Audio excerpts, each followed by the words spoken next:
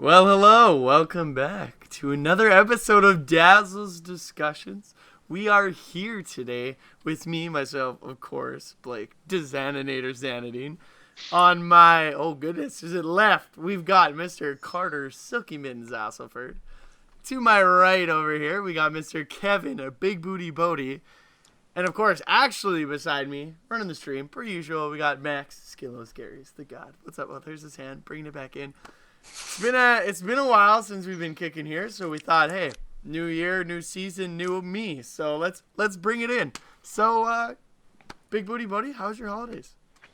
Not bad, Dazzle. Thanks for asking. I went home to Moose Jaw for the break. Saw some family, ate a lot of food, hung out with my cat a lot early. That was probably the highlight for me. And the cat, and the lion. My boy Dan, he's just a cat, regular cat, not a lion.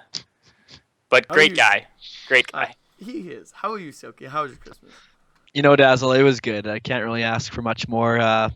Big Booty went home to Moose Jaw, Saskatchewan, good old hometown. It's always good to be back around family and, nothing too exciting around the holidays, but just hanging out with the pets and the family that you don't get to see all year. It's just nice. And, of course, not cooking for yourself is also pretty splendid as well. Oh, man, yeah, tell me about it.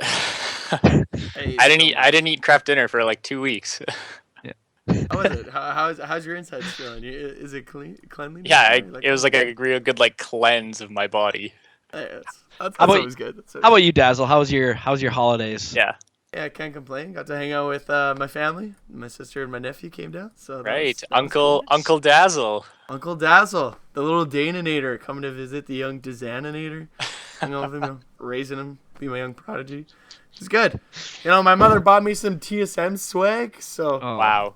I'm doing good. I can't be upset. Poor taste. Hey, come on, cut Lenny some. She raised a legend, so I think she's okay with it. Lenny's a nice lady. Yeah, exactly. So, today, guys, we're just going to run an open format. If you guys have any questions you want to ask, feel free, shoot them. We'll answer them as we go. Figured we haven't talked to anyone in a while, and with our second season coming up, first split, we thought we'd run over some stuff. So, for you guys who haven't been here, we just want to introduce ourselves and what SKL is. So, BigBootyBode, take it away. Oh, that is a big question. What is SKL? Well, it stands for Saskatchewan League. Basically what we're an esports organization, provincial at this point, but with the goals of going national. So what we've been doing for the first season at least is we ran a League of Legends league. We ran qualifiers, we did a regular season, we had finals. It was a good time. Silky, anything to add? I wasn't ready for that question. You know what? That was a pretty good introduction to SKL. I think if you want to learn more about what we've done in the last season, all our VODs are on YouTube, and you can find all the links and stuff on our website, SKLeague.ca. So if you're watching for the first time, this is your first time seeing anything related to SKL, I would definitely say that SKLeague.ca is your best resource for finding about what we did last year, kind of the rules. Like Big Booty said, we're in League of Legends League online for the regular season, and then we have a live finals. It's kind of our thing. So we just want to be, I think, the first really competitive league in Canada. We haven't really seen any provincial-based, nation-based anything for esports in Canada so far, other than maybe the CIS. But, that handcuffs a lot of people to having to be in university and stuff like that. So we want to be the first kind of competitive League of Legends thing in Canada, and that's pretty much what SKL is. Yeah, I think you guys killed it. I think, we're starting with League right now, but we're definitely looking to expand. So if you guys play CSGO, Heroes of the Storm, make sure you stay tuned. Once we get that following, the backing, we're ready to move on. Definitely looking at doing those games. But last season, I would say it was our first season, we had a way better turnout than we expected as far as teams and skill. We had a great final, wrapped it out to kill it, but the skill difference that we ended up getting was pretty insane. We had master tier to bronze, we also had unranked, so it was pretty good. I was pretty happy to see that we had some kind of competitive aspect into it. There was a lot of people going. So, I mean, as far as last season goes, is there any? I guess we have 4 teams that get buys into the final, but we can talk about that. Is there anything from last season you guys want to reminisce on? Maybe if someone wants to check out last season, what they should look for?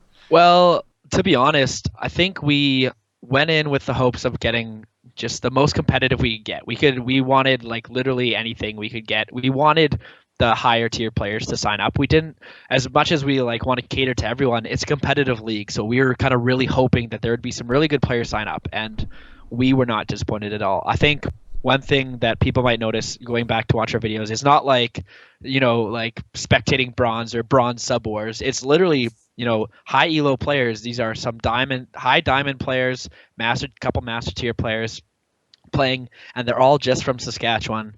And I think with the limited kind of reach we had in season 1, I still think there's more out there. And I think there's a lot of people that still haven't heard of SKL. So, you know what, with the great start we had last year with all the talent, I think that's the number one thing for me is we had a super talented roster of teams. And this year, I just can't wait to see what we get. That's my reminiscence from last year. My reminiscence from last year, I think it would just have to be, Dazzle, you touched on it, is just the turnout we had. When we were kind of in the beginning phases of planning this, getting registration set up, setting up how much time we wanted to set aside for qualifiers. I don't know about you two, but I was thinking, all right, we'll throw the registration out there. Maybe we'll get 12 teams for qualifiers, maybe 16 if we're lucky. Like, is that about what your guys' predictions were for how many teams I think like the bet, like we were trying to like have friendly bets on like how many teams we would get. And I think around like 13, 14 was like kind of the popular opinion on what. Yeah, that was like, that would be awesome if we got that many teams. For those of you who don't know, in the end, when registration closed, we had 33 teams signed up, which was unbelievable. That equates to, it was over 230 players with, 5 main players and 2 subs on each team. And that was just so crazy to me that, just within Saskatchewan, there was that many people interested. And like Silky said, I think there's still so many people who haven't heard about us. And that being only our first season, now coming into our second season, hopefully have some more recognition. We'll hopefully get out there a little more and hopefully have more teams than that this year. And that really made for we had only set aside 1 week for qualifiers. Again, only thinking that we would have 12 teams or whatever. And that made it for a really hectic. That 1 week, like we were running, what was it? 12 games a night. We did over 100 games in 1 week, I think, didn't we? Yep. Yeah, about 12 to 16 games a night we'd run. Yeah, absolutely crazy and so hectic. But I couldn't believe the turnout. It was great just to see such a great esports community in Saskatchewan. Yeah, exactly. And I mean, as far as, I'm sorry, Splee, yeah, it's Canadian League. Maybe if you want to actually, there is no discrimination against non-Canadians. You are more than welcome to play. True, sorry, yeah. You just have to make your way to Saskatchewan for the final. Yeah. That's on you. So don't say there's discrimination, young lad. But I gotta say, yeah, like we had a bigger turnout than we were expecting. We definitely didn't plan for that accordingly. This season, I think we've done a little better making sure that we can pull it together and give everyone a little more time. So moving on from last season, I thought the finals were really great. I was really appreciative of everyone who tuned in and supported us. That was huge. We got a way bigger turnout than we expected. So if anyone wanted to, like you said, it might be good to go back and watch some VODs. If you were to go back and watch VODs, I think probably the finals would probably be the best things to watch, as it was our highest skilled teams, as well as, we were live at the Matrix Gaming Center in Regina. That in itself did have its pros and cons, but I think that was also our best production value of the season as well. Oh, by far. Yeah. I'm going to say, if you guys want to go back and watch any of the games from the season, you go watch the Vicious and Delicious versus Fellowship of the Nerds game 2 of the semis. Mm-hmm. Yeah, by far my favorite game to watch, and I wasn't even casting. I think it was it was game 2. Yeah. It was phenomenal. Great game. Unfortunately, Fellowship of the... you know what? No one spoil. Don't spoil it. It was great. It was great. Go watch Great it. game. Go watch the whole series. Watch the whole finals. But Yeah. That's my game. I would say game of the year, hands down, right there. Yeah. Also, The grand finals, on the next day were good as well. I mean, I guess I won't spoil it, but it was the 3 of us casting. We had a couple Game 2, I think, went to almost. We almost hit that dream 70-minute late game in Game 2. So that as well. The fabled 70-minute late game. Some really tight games, probably the most Yeah. exciting we had all year, and we couldn't have asked for like a better finals game wise. Yeah. Oh, exactly. So I guess moving into this new season, with anything you do, if you have success, you want to try and expand it, make it bigger, make it better. So this year, that's exactly what we're trying to focus on. We're looking to have a cap of 64 teams going into qualifiers. We have 64 spots available for the qualifying tournament. We've got a prize pool of $6,000 upwards. And I think that's pretty exciting. It's definitely worth. We have added a registration fee. That's more to prevent unfortunate circumstances and kind of make sure we keep the competitive integrity in the league. So I guess I'll let you guys touch on that a little bit for what we've got going on this season heading into qualifiers. Yeah, I guess I'll just start off with a point you made. I want to kind of talk about maybe an issue that I know has been brought to our attention. I don't want to like linger on this, but a big kind of like hot topic, I should say. There's been like not much talk about it, but it's been the registration fees for SKLeague coming into the second season. Now, our first season it was free registration. Everyone could sign up, and a lot of people did sign up, and everyone came out, but we had teams that just, you could tell, they were just kind of there just because they felt like they wanted to play in some sort of structured thing, but weren't really in it for the competitive aspect of it. And that was really evident when a couple teams didn't show up in our first round of qualifiers. And I think just in general, putting a registration fee on this, while not being that much, I don't know if you said this, Dazzle, but registration fee is going to be $10 per person on the team. I think that just gives us a little bit of a chance to weed out some of the teams that aren't really in it for the right reasons. So I just wanted to point out that, and I don't think that's much money. Also, I do want to say $10 per person while getting guaranteed 4 games in a competitive online atmosphere, going for a tournament that's for real money. Last year, we didn't have a $6,000 prize pool. This year, we have a $6,000 prize pool. This is like serious stuff. So we want to kind of weed out the teams that aren't in it for the right reasons. We're not saying you have to be all challenger to sign up, but I think that $10 per person, 4 guaranteed games online, probably most of your games, if not some, are going to be streamed and casted by us who are investing our time. I think it's a pretty good investment, and I know I've definitely invested more money than that just to play like a couple games in a tournament. So I just wanted to get that out of the way to start. Big Booty, you want to take us into maybe the outline of our first couple rounds here for the qualifier tournament? Yeah, well, let's see. I'll get my little info page up here to help me. But yeah, you're right. You're right, Silky. I agree with everything you said there about competitive integrity. We had a couple teams last year during qualifiers. They'd get in, play their first maybe 1 or 2 games, and they would lose, and then they'd say, "Oh well, we lost. We don't have a chance, so we're just going to quit and not play the rest of our games."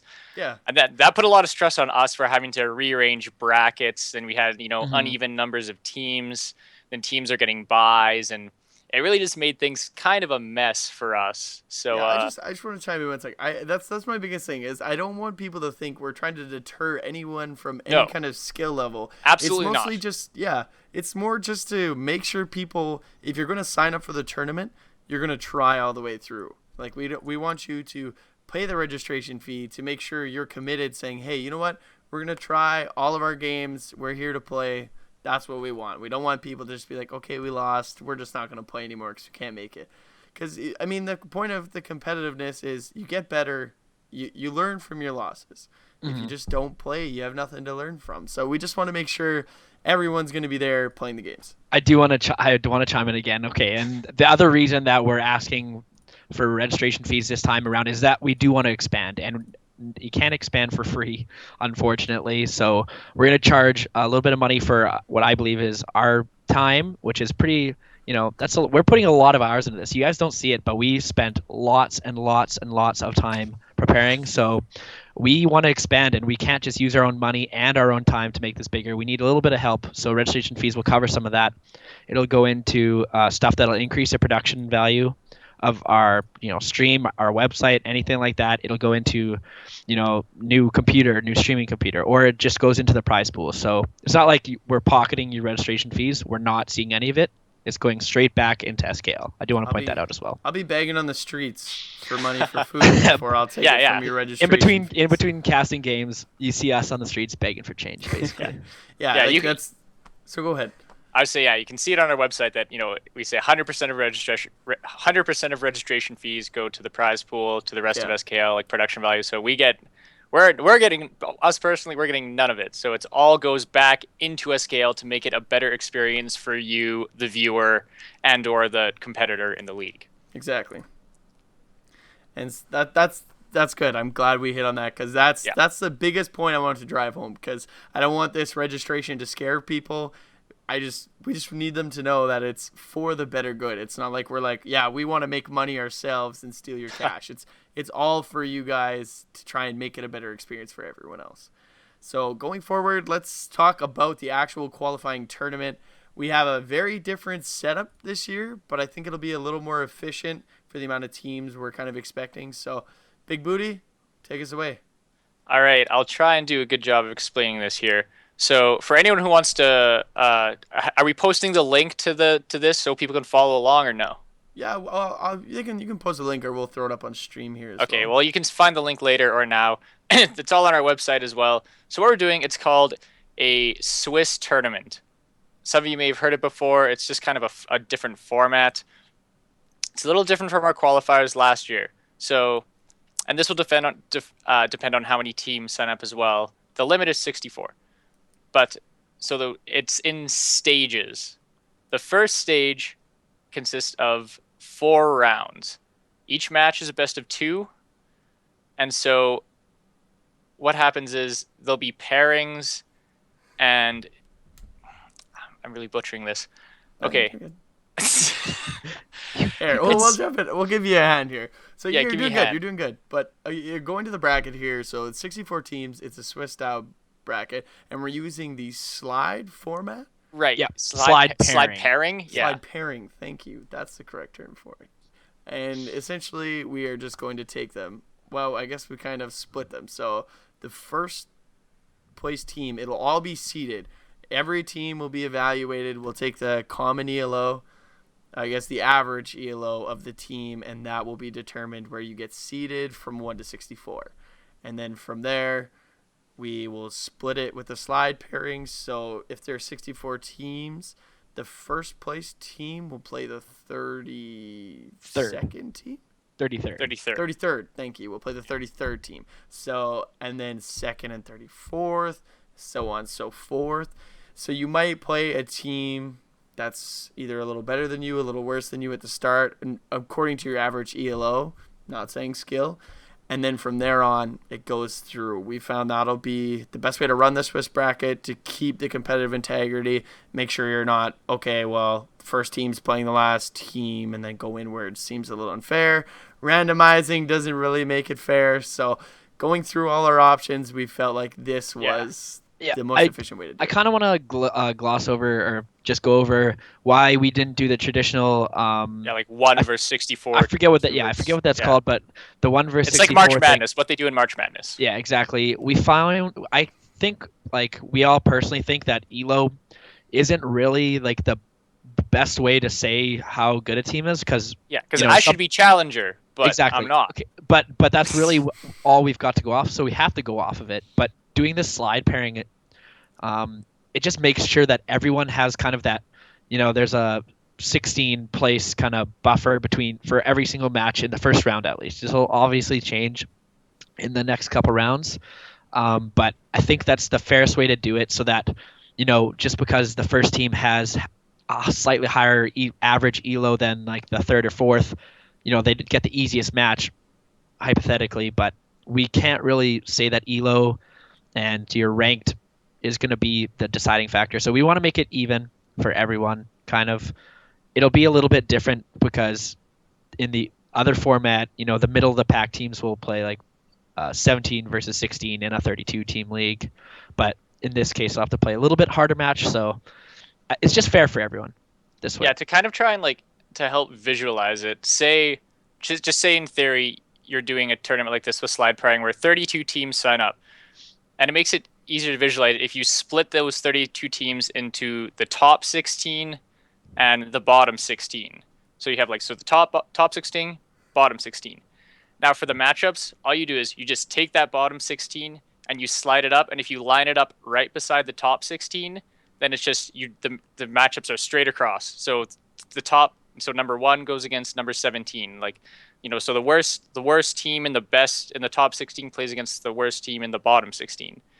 It's just, it's tough to explain, but I think that's how I like to think about it. Is you split them up into 2 and then you just line them up. Yeah, that's pretty much exactly how it is. Yeah. Anything else, Dazzle? Do you want to add anything for that first round of the Swiss bracket, which is the first half of qualifiers? I think just to explain, the Swiss bracket is only, like Big Booty said, 4 rounds. We're not finishing the entire bracket because if we were to finish the entire bracket, it would go for quite a while if we tried to do the whole thing. So we found 4 rounds is fair enough that you get a good gauge of where you stand within all the teams that are qualified. I think okay, this is a good point to add the overview for the entire qualifier. Then we'll go into more detail. We should have probably done this first, but that's okay. So the first half of qualifiers is going to be the Swiss bracket, using the slide pairing to determine the seeding. Now, Swiss bracket, for those of you who don't know what a Swiss bracket is that you have your first round seeded however you want. That's how we're going to seed it with the slide pairing. Then after that, each consecutive round, you're going to play a team with the same record as you, I believe. So that is how a Swiss bracket works. And then we're going to work the Swiss bracket down to the top 12 teams. Now, those 12 teams are going to move into the second half of qualifiers. And that's going to be a round of 16. The 12 from the Swiss bracket are going to make it in, as well as the top 4 teams from last split, which will be Vicious and Delicious, Fellowship of the Nerds, Notice Me Senpai, and the Thunderducks. They've got a bye into the second half of qualifiers. And they got that for placing again. That's our top 4 teams from last season. Yeah.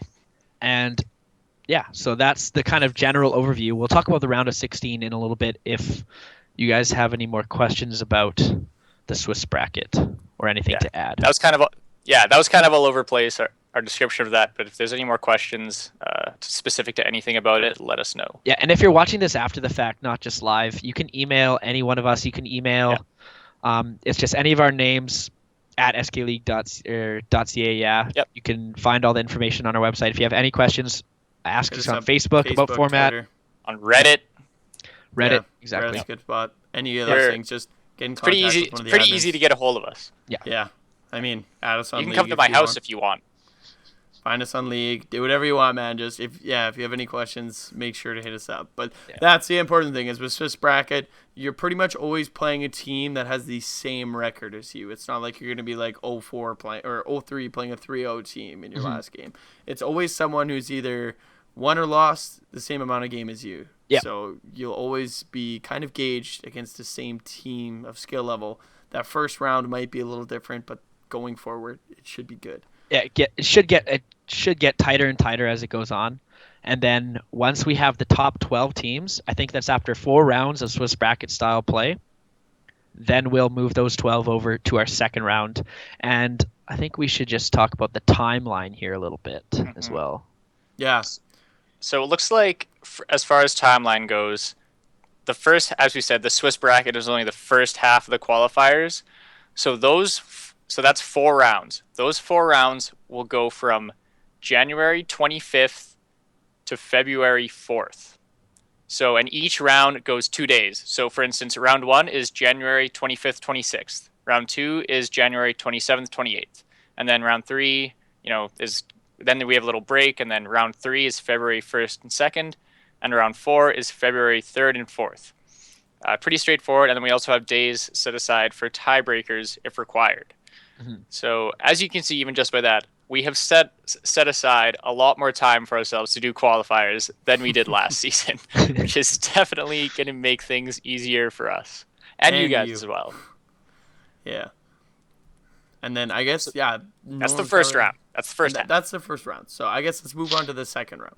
So going into the second round, we're going to move away from the Swiss bracket and go back to the traditional top 16 double round robin. Now, this is exactly what we did last year. There will be 4 pools of 4 teams. You'll play each team twice, and out of those pools, the top 2 teams will advance to the regular season. So we will have 8 teams in the final. In the regular season. In the regular season. Yeah, in the regular season. Same as it was last season. Yep. Exactly. So as far as that goes, once you get into that round robin, it'll be the same thing. You won't play teams back to back. You'll play each team once, 1 week, and then play and then repeat the cycle. Yeah. Play them again. It's just so you're not playing these teams back to back. You have some time to prep, get yourself ready for that rematch. We found it worked pretty good last year. Just the 4 brackets, get the top 2 out of each. If you're there, you deserve to be there. Mm-hmm. And as far as that goes, and then once we start our regular season, it'll be the exact same format. Top 8 teams, you'll play each team once in a best of 2. Move on. Top 6 teams still make it into playoffs, I believe. Top 4. Oh, we are moving into top 4 this year. We are just doing finals. Don't you play each team twice? Yeah. Wow. Just in a best of 2. Right. Yeah. So over 7 weeks. Yeah. Right. Yeah. Okay. Over the 7 weeks. So I don't have the dates in front of me. Do you guys want to give the dates for that? I got can't the exactly calendar open. Okay. No, I got it right here. So our regular season starts on February 29th because it is a leap year this year. So the 29th is a real day. Hey. So that is the first day of our regular season. 7 weeks later, our finals. Let's see. Do I have where playoffs starts? I don't have exactly where playoffs start, but the live finals are on April 23rd and 24th. So the regular season and playoffs to the finals takes approximately 2 months. I can't 100% remember. Is that a confirmed final date? Oh, did we change it? I think there's a little bit of There discussion was an right issue. now. Right. Tentatively, that's a tentative date, but that's subject to change because we're at a live venue. It'll be either a week ahead or a week behind. It'll be that week or the week after that. Yeah. Hold on, And I'm gonna find it. That will You be guys keep talking, I'm live gonna find at it. the Mana Bar. And that'll be live. Live. That's how we do it live. Bring it to you. Exactly. So I think that's Dates for the round of 2. We talked about every date except for when the second round of qualifiers start. So we have the February 4th being the last day of the first round, and then I'll give it to you in a second. The other thing is we won't know when you play in the second round until the first round is completed because we won't know how. I guess you will really know the top 12 teams what day you'll play until we have all the teams figured out going into the top 16. Yeah, it'll be a lot of communication between us and you guys because Swiss bracket is dynamic. Last year it was like you're going to play this team on this day, this team on this day, this team on this day. For the 2 weeks we had it set out like that. But this time around it's going to be dynamic, right? That's how we try to keep it more competitive this year and try to get the absolute best teams. We're doing the Swiss bracket, so it'll be week to week this year. I have confirmation that our finals are April 23rd and 24th, as I originally stated. Good. All right, Yep. I just want to make sure. The conflict there was we ran into a little scheduling conflict when we realized that we had originally scheduled them as the same weekend as the Calgary Expo, which is not ideal. I think that's a similar demographic. I think some of us might even be going to the Expo. We are. There's some of us going. Yeah. So, where was my invite? Hey, you can still come. Ooh. We're all going. All right. I'm just kidding, by the way. But yeah, so that was where that conflict was. But we have confirmed that it is April 23rd and 24th. Yeah. Okay. At the Mana Bar live in Saskatoon. Hey. And then our second round will start February 10th, and it will be finished by the 23rd, and we will have tiebreakers on the 24th and 25th, if required. And I think we lucked out last year, and we only had one tiebreaker. It was just one or two, wasn't it? One or two, maybe two, through the entire qualifier where there Yeah. Right. was multiple chances 33 of having a teams. tiebreaker. Yeah. Yeah. So if you look at the qualifiers as a whole, it takes about a month. Round 1 starts on January 25th, and the latest we can go is February 25th if there are tiebreakers needed. Then leaving a bit of a break till the 29th, where the regular season will start. We're gonna try and get kind of a visual calendar. I'm not sure that we can just like give you our Google Calendar as kind of what we use to schedule it all out. But Well, we're I know gonna that find. all the dates are on the website. Are they okay? Yeah, We'll try and find a visual like, Yeah. calendar // for you guys. 2016-split-1/. Or Yeah. you can Or just go to or the just go to the website and click on 2016 Split 1. Yeah. Yeah. No, we can't Great. give you our actual Google Calendar. I plan all my dates on there. Yeah, So it's empty. We but- threw it it's in the- empty right now, but you never know. Threw it in the chat there. But yeah, I mean that's pretty much the format for it. So I mean, guys, we've been talking about this qualifier tournament, the format of it, but how do I register? Oh, well, Dazzle, great question. Let Let me answer tell that for you. Well, we were just talking about that handy dandy SKLeague.ca website, Love that and it's place. pretty much got all you need, including obviously the registration page. So you're going to go to the home page of SKLeague.ca. It's nice and fancy, all red, gray, and white. Those are our colors. You're going to hover over the 2016 Split 1, go down. There's info, registration, frequently asked questions, and rules. That's pretty much all you need for this split upcoming. You're going to click on register, and it's going to take you right to our registration page, Dazzle. And it's pretty straightforward from there. I don't know if SKLoz is going to show it on stream here, but it's pretty straightforward. You're going to put your team name. You're going to put the team captain name, which is your real name. And then after that, you're filling out summer name, captain email. And if you do know the specific positions of your players, you're going to put that in there. You know, it's pretty straightforward, Dazzle. So just go to SKLeague.ca, hover over Split 1 2016, and click on that big old register button. And it's pretty much all you need to know. Okay, so That's not Big all Booty you need to know, Bodie, but if I'm Yeah. registering my team, how do I Mhm. pay my registration fee? That is an excellent question, young man. Let me tell you. Once you have submitted your registration, as Silky has just described, you hopefully, in a timely manner, will receive an email from us at SK League. It will probably just be from our main account, which I believe is just info@skleague.ca. Is that correct? You betcha. That's right. Okay. You will get an email that should have a PayPal invoice in it, where you will be able to, it should have a link with it too, probably. You can take you to PayPal, where you can pay your $70 registration fee. And reminder, that equates out to $10 per person for 5 main roles and 2 subs. $70. So once you receive that email, it should be very straightforward, but it is through PayPal. So if you do not have a PayPal account, I believe you will have to set one up. Yeah. Yes. Only the team captain or one Yeah. person. Yeah. We'll have to set that up. We're sending those emails. I think Big Booty said this, but we're going to send those to the captain email that you give to us.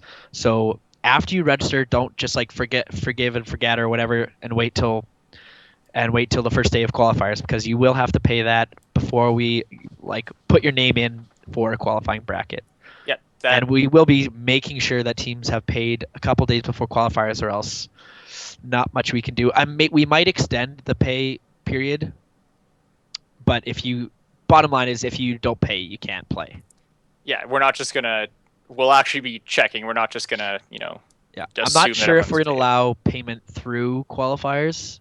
I'm not sure that's something we've totally Payment discussed. has to be due before. I think yeah. I think Before I think, qualifiers? Okay. I think we have a deadline that has to be due before qualifiers, because we don't want any funny business of maybe teams getting in there, losing their first 2 games, And and then saying, getting "Oh well, out, now right. we're just not going to pay." Yeah, that's what I thought. So a That's- couple days before, we'll be 'cause that's- finalizing that. again, Yeah. That's kind of what that falls in well with what you talked about before with the registration fees and competitive integrity and all that. So yeah, so registration fees are due $70 on January 17th, I believe. Yes. That's the end of registration. Registration closes January 17th at midnight. And then I guess you have a few days in between there as well until the qualifiers start on January 25th. Yeah, Right. as long as you get that in, you can Yes. play. Yes. Will we be accepting cash? A young viewer wants to know. I don't believe so. I don't know. To be honest, if you do, you can either do PayPal. I guess if you do pay cash, it's gotta be directly to one of the admins. And Yeah, you would have to get set your up receipt. something. You would have to talk to us on one of our personal emails to set something up. And we would have to get we'd get a receipt to you that way, but we prefer through PayPal. But if you do set it up, and if you actually are absolutely against PayPal and you're in Saskatoon, or it has to be, you have to be in Saskatoon or Swift Current or Regina. Regina. Or Regina. We can collect from Regina as well. Yeah. Even worst case scenario, Moose Jaw. Yeah, but we prefer online. Yeah. Personally, I think that makes things easier for everyone as well. Yeah. So I mean, as far as registration, that's how our season format's set up. Like, once again, if you guys have any questions going forward, how to register, any kind of questions, I guess, going towards SKL, feel free to contact us. Find us on our website, Facebook, Twitter, emails, like we were saying. Any way you can get a hold of us. You see me on the street, throw a tomato at me to get my attention. Do whatever you got to do. Or your registration money. Yes. Or feel free to throw me money. I'm not going to be upset. But as far as that goes, I think that's really all we have. So going towards the prizing, I guess, we have this really exciting thing called a Kickstarter. You might have heard of that. Oh, no. Kickstarter? Barely even know her. Oh, Bodie. Bad. Anyways, we are starting our own Kickstarter here. I thought it was good. Booting it off next week. Skillos, confirm. Next week, our Kickstarter will go live. We'll keep an eye on that. We're going to try and use that money towards, once again, prize pool, putting out our raising that production value. Yeah. None of this money wants to go to us. We want this to go completely for your guys' experience. So check out our video for that. I mean, I guess if you follow us on any of our social media, we'll be spamming the living crap out of that for you guys. I'm sure we will, yeah. So make sure to follow and we will send it for you. Yeah. Should we maybe go over some of the exciting things that you can expect from our Kickstarter project there? That sounds like a great idea. And I believe there's someone who made a write-up for our Who is that? That might have been me. Let me just, I have the list somewhere. I just need to bring it up. Would you like to go over? Yeah, well, I know some of you haven't read my write-up on the prizing yet, Dazzle, but how do we want to do this? Do we want to, I don't need to go over the full write-ups, but just some of the maybe prizing that you can get? You don't even need to touch on all of them. Why don't you just give some? Few cool things. Leave a little bit stuff you can for the imagination. A little mystery. A Kickstarter fronter for the SKL. Yeah, well, as for prize, last year for merchandise, we had shirts, and that was about it. Good shirts though. I love my SKL shirt, and I hope a lot of you do too. I'm just kidding. I'm wearing my TSM shirt. There are no shirts. It's in the laundry. Mm-hmm. Okay, so outside of our shirts now, we have other new merchandise such as an SKL mug. Wow. What? Did you hear that? An SKL mug. Mug? Now, fun fact about me. This one is particularly exciting to me. Fun fact, I don't even know if you two know this. I collect mugs. Well, you guys have seen at my house how many mugs we have. I've seen it. Yeah, like 80% of those are mine. I collect mugs. So having an SKL mug, that's real exciting for me. You can drink things out of it. That's what mugs are for. What? And, support SKL at the same time. It doesn't get any better than that. What's better than kicking back, drinking hot chocolate out of your SKL mug while watching our beautiful faces on camera? Yeah, it doesn't get much better than that, to be honest. Exactly. Yeah. I do want to say, for those of you who if you lived under a rock this whole time and don't know what Kickstarter is, it's basically you are helping SKL. You are directly helping us via money. And in return for money, there's different levels of donations that you get, that you give to us. But in return, you get some of the things that Big Booty is listing here. So mug, that would be at I don't know what kind of price range we have set in stone. It's all on our Kickstarter. Which is not open yet. Yeah, so these are they're all levels. The higher you get, the more you get, the cooler the swag. Some of it's a little bit personalized. There's some neat things in there. So, yeah. Big Booty, you want to give us a couple more examples? I'll give you a couple more here. Which one do I want to go next? Well, how about this? It's January. It's cold out. What better way to stay warm than with an SKL jacket? Yes, that's right. You heard me. A jacket. I know for a fact that Dazaninator, you do not own a winter jacket. I Can you don't. confirm I'm that? not Yeah, gonna lie. I can confirm you do not own a winter jacket. The only jackets I have are the jackets I can only wear for work. I have my TSM jacket, of Which course, is my blazer. Not Yeah, even it's weird. close to a winter jacket. I feel like that thing only like is around for a couple months, and then near the end of winter, it just like suddenly drops off and just like disappears from the face of the earth. I don't know. That just What? I feel like just that Oh. TSM is not reliable for some reason. Let me know when you place higher than 4th. Continuing. As we Oh, go forward yeah, here. Team Liquid. Yeah, I mean, yeah, I don't own a jacket. I'm not gonna lie. I might be a fronter just to get a jacket. At that level, just for the jacket, yeah. Just to get SKL a winter jacket. jacket. So that way, it might be hard in winter. I know I can't walk around in my SKL t-shirt outside because it's covered with a jacket, so no one can see it. I can't endorse our brand outside during the winter because all I have is an SKL t-shirt. But with this SKL jacket, you can be outside, stay warm, and still endorse SKL. How cool is that? How cool is that? Think about how many more Pretty people cool. we can reach It's pretty cool. Big boot. outside in the winter.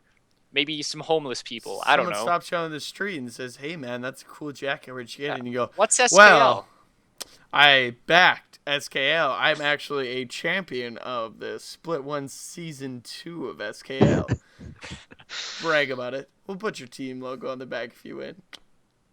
Yeah, and maybe we'll go for one more. I don't want to spoil too many. I'm not going to do our highest one because that's a fun one. We'll have to wait till the Kickstarter's open. But another one is, for a certain donation, you will get to play a show match. You and 4 of your closest friends or family will get to play a show match on stream versus the SKL admin team. Hold on. This isn't just one show match, though. It is series of. It's is it? You will take on the admins in I don't even know how many games it is, but you will try and best us in an ARAM. You'll try and best us in a Dominion. I think they got rid of it, so I don't think we can do that. I think you can Summoner's do it in Rift? customs. I think you can do it in customs. We have a couple good custom modes that you can take the admins on. Maybe it'll be backer's choice. Hey, Yeah. Well, yeah, we've got some games backed up. But So there's one stipulation to this. Yes, there is one stipulation that no matter what game mode we are playing, that Dazaninator has to play Draven. What? Okay, what is this? What? Yes. No. Okay, I think we're gonna ease up on the stipulation a little bit. At least one game has to be Draven. At least one game of Dazaninator on the Draven. We can't talk about the champion all the time and just you gotta play. And I just want to note, after the SKL admins took several beatings throughout the seasons in show matches, we hit the hyperbolic time chamber on our Smurf accounts. We went hard on the paint. We're ready for season 2. There's no more being humiliated on stream anymore. I've been hitting the rift. I'm a master 80 carry now. No one knows. You'll never find my account. That's how buried it is. I'm up there. I'm ready to take on the world. So, feeling tough? Come at the admins. I'm ready. Yeah, hopefully, for any of you who watched any of the show matches in our season 1, hopefully the SKL admin team will put up a bit more of a fight. Now, I got 2 quadra kills. Come on, cut a guy out. Did. That's true. They were exciting games. This team, and hopefully this SKL admin team should consist of Dazaninator, Silky Mittens, Crafty Buckeye, Pawnox, and Zoom GG, I believe. Mm-hmm. One of our Zoom. one of our behind the scenes guys. You don't see him around very much. You see him on our Reddit and stuff sometimes, but that should be the team. And then the game itself will be solo casted by me, which seems to be now tradition for these show matches. And of course, our boy Skillos will be there. Our boy Skillos will be there, running the stream as usual. Our MVP. He might even make a cameo on stream. He might put his hand out even. I hear he's got this really sick sweater that might make an appearance sometime on stream. And when we say he, we don't want to confirm. Skillos could be a she. Yeah, but if you haven't seen our Christmas photo, then I would say you ruined that with a Christmas photo. But keep the I'm sure I don't know what you're. I'm sure I don't know what you're talking about. Skillos a spot may holder for Skillos. We just want you to assume that was him in our Christmas photo. Yeah. Oh, right. That was actually What a nice photo of us that was, hey? Kevin's brother, Devin. Yeah. Devin, great guy. Devin Bodie, good guy. Yeah, my twin actually. Actually, no, because he didn't look like me. No, nothing like you, Kevin. It's good. But I mean, yeah. So those are some of our sweet Kickstarter. There's other stuff going forwards for Yeah, backers. that was 3, and I think if I do a quick count here, there's 10 prizing levels. I listed 3 out of 10, and as well on the website, they'll all have fun little write-ups to go with them that Dazaninator still has not looked at. Check them out, because I know I will be, or Bodie will roast me. So make sure you do too, or he will find you. But I mean, you guys got to check out the top tier one. I mean, if you guys want to get to know the admins, be a backer. We got you. Yeah. But that's our Kickstarter. I think we might run a Dazzle's discussion next week, so we'll talk a little more about the actual prizing going into next week. What's the date that the Kickstarter is going to go live, Dazzle? What's the actual date for the Kickstarter? I don't know what day we actually set for it going live. He's gonna help me out here. ASAP. Skillis has confirmed that January 11th is the starting day for our Kickstarter. So stay tuned. We will link that next Monday. Yeah, I believe. And January 11th. I can't wait. Informed.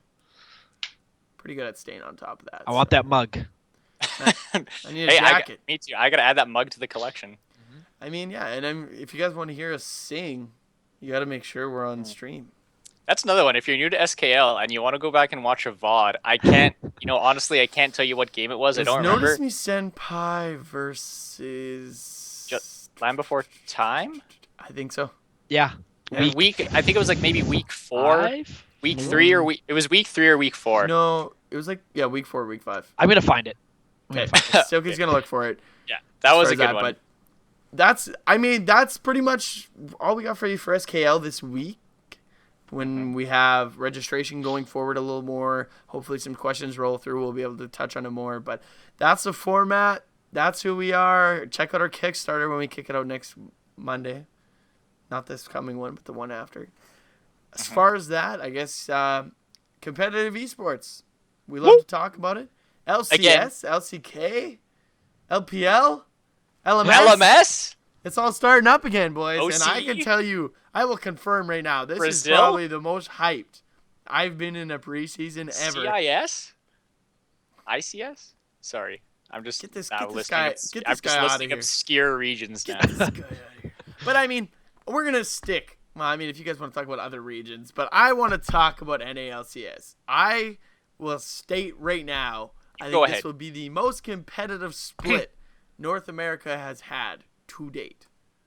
I agree. How do we want to do this? Maybe do we want to just maybe we'll do it by team. Let's do this by team. Okay. I think is probably the best way to do it.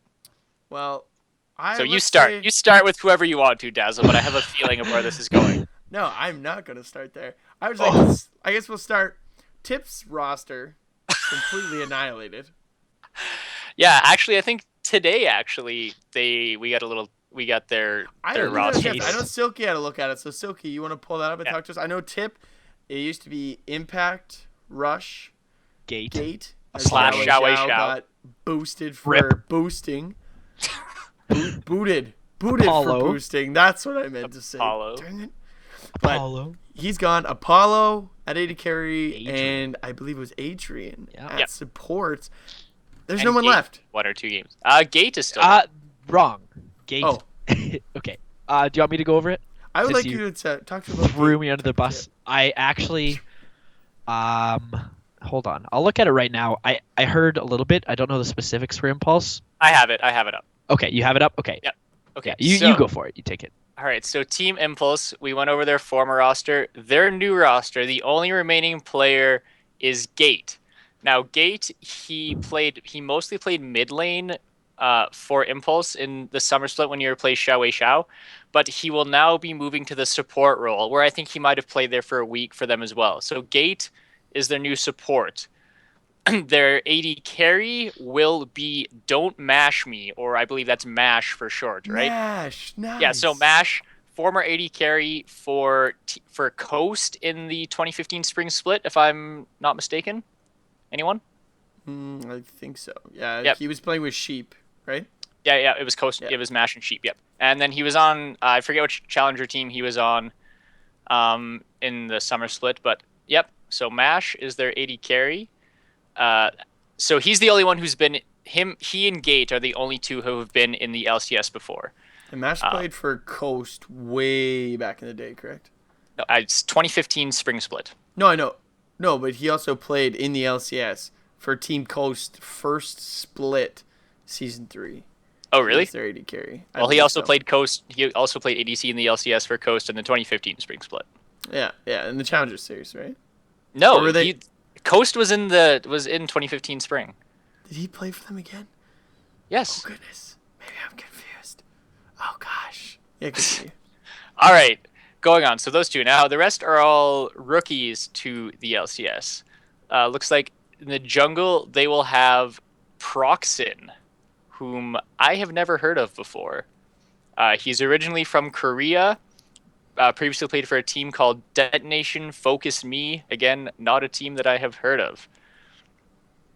So that is the jungler. Now, their top and mid laners looks like are 2 players from solo queue, different regions. Top laner, Fang, North American, currently ranked 119th on the North American Challenge ladder. So really nothing known about him other than he's North American Challenger, top laner, Fang. And their mid laner will be from Korean solo queue, Pyrean, Pirean, currently ranked 64 on the Korean Challenger ladder. So, Korean Challenger is pretty tough. 64 is not bad. 64th on the Korean ladder is certainly better than 119th on the North American ladder.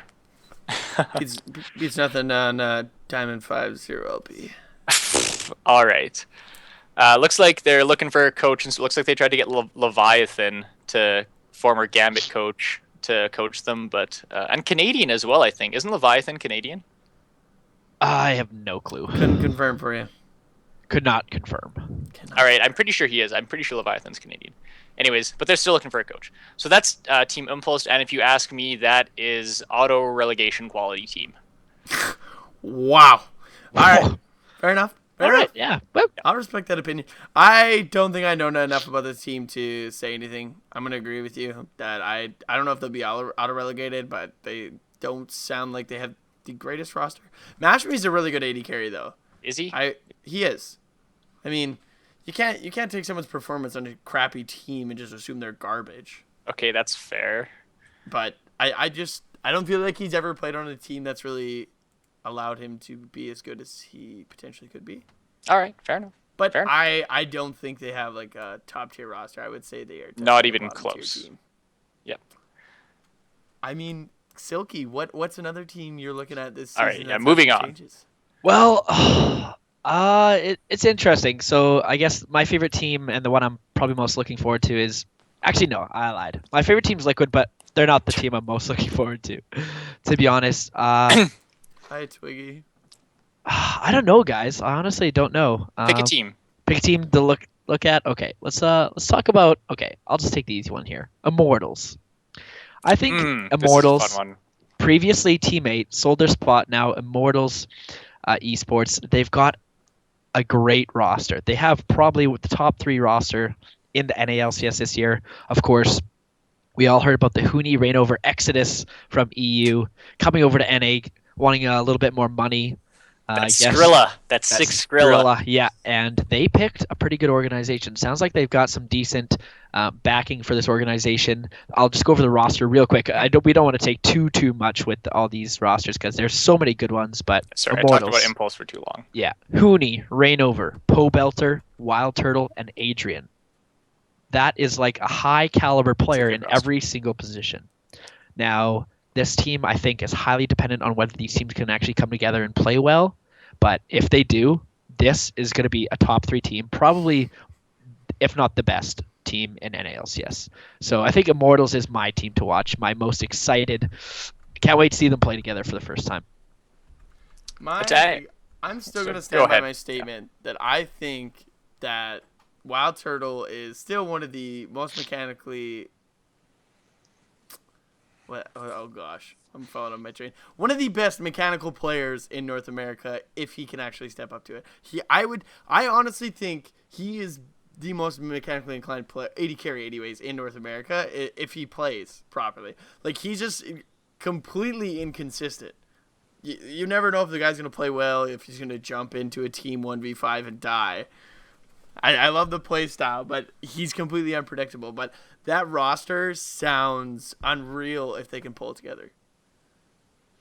Yeah, I agree. Wild Turtle Canadian as well, worth noting. I always like to point out these Canadians on the stream. I also think Mash is Canadian. Yep.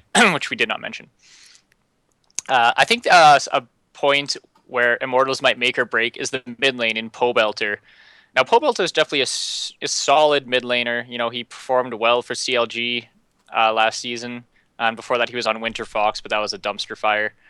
But this season, NA mid lane in North America this season is going to be unreal. Off the top of my head, like we've got Bjergsen, GBM, Phoenix, Incarnation, or I guess he's Jensen now. Pobelter's in there. Shifter's not great. Yeah, Huhi. Is there anyone else? There's more. Froggen, if that is confirmed by this point. Mm-hmm. Yeah, mid lane in the LCS in NALCS this season is going to be strong.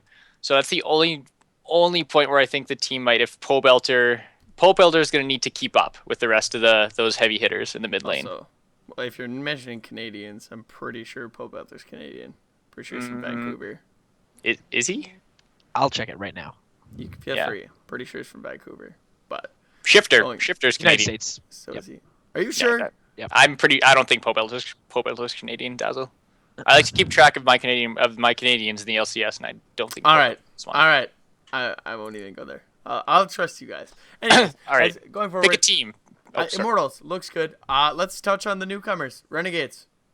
I mean, that looks like a solid roster. Yeah. Sorry, another person in the mid lane, Alex Ish.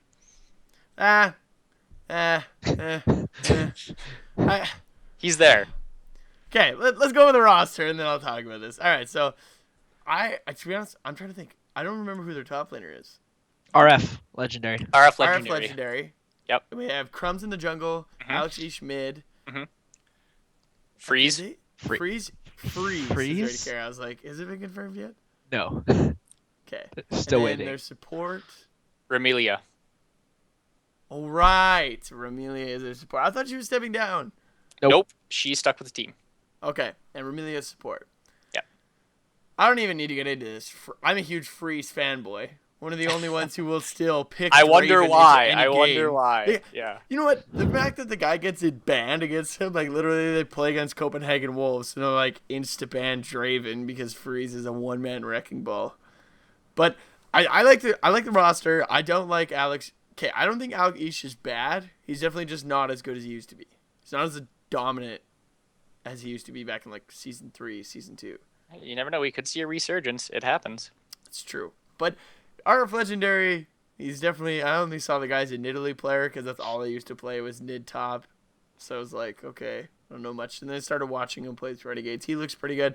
Crumbs, he's a veteran LCS, so can't really count that guy. Canadian, yes. Yeah, one thing I was going to say I was a little worried about Crumb is definitely a very intelligent player. He's a veteran. He's very smart whenever he's on the analyst desk. But we saw he stepped down from Team Dignitas in the spring split 2015 just because he wasn't performing up to LCS standards and did step down.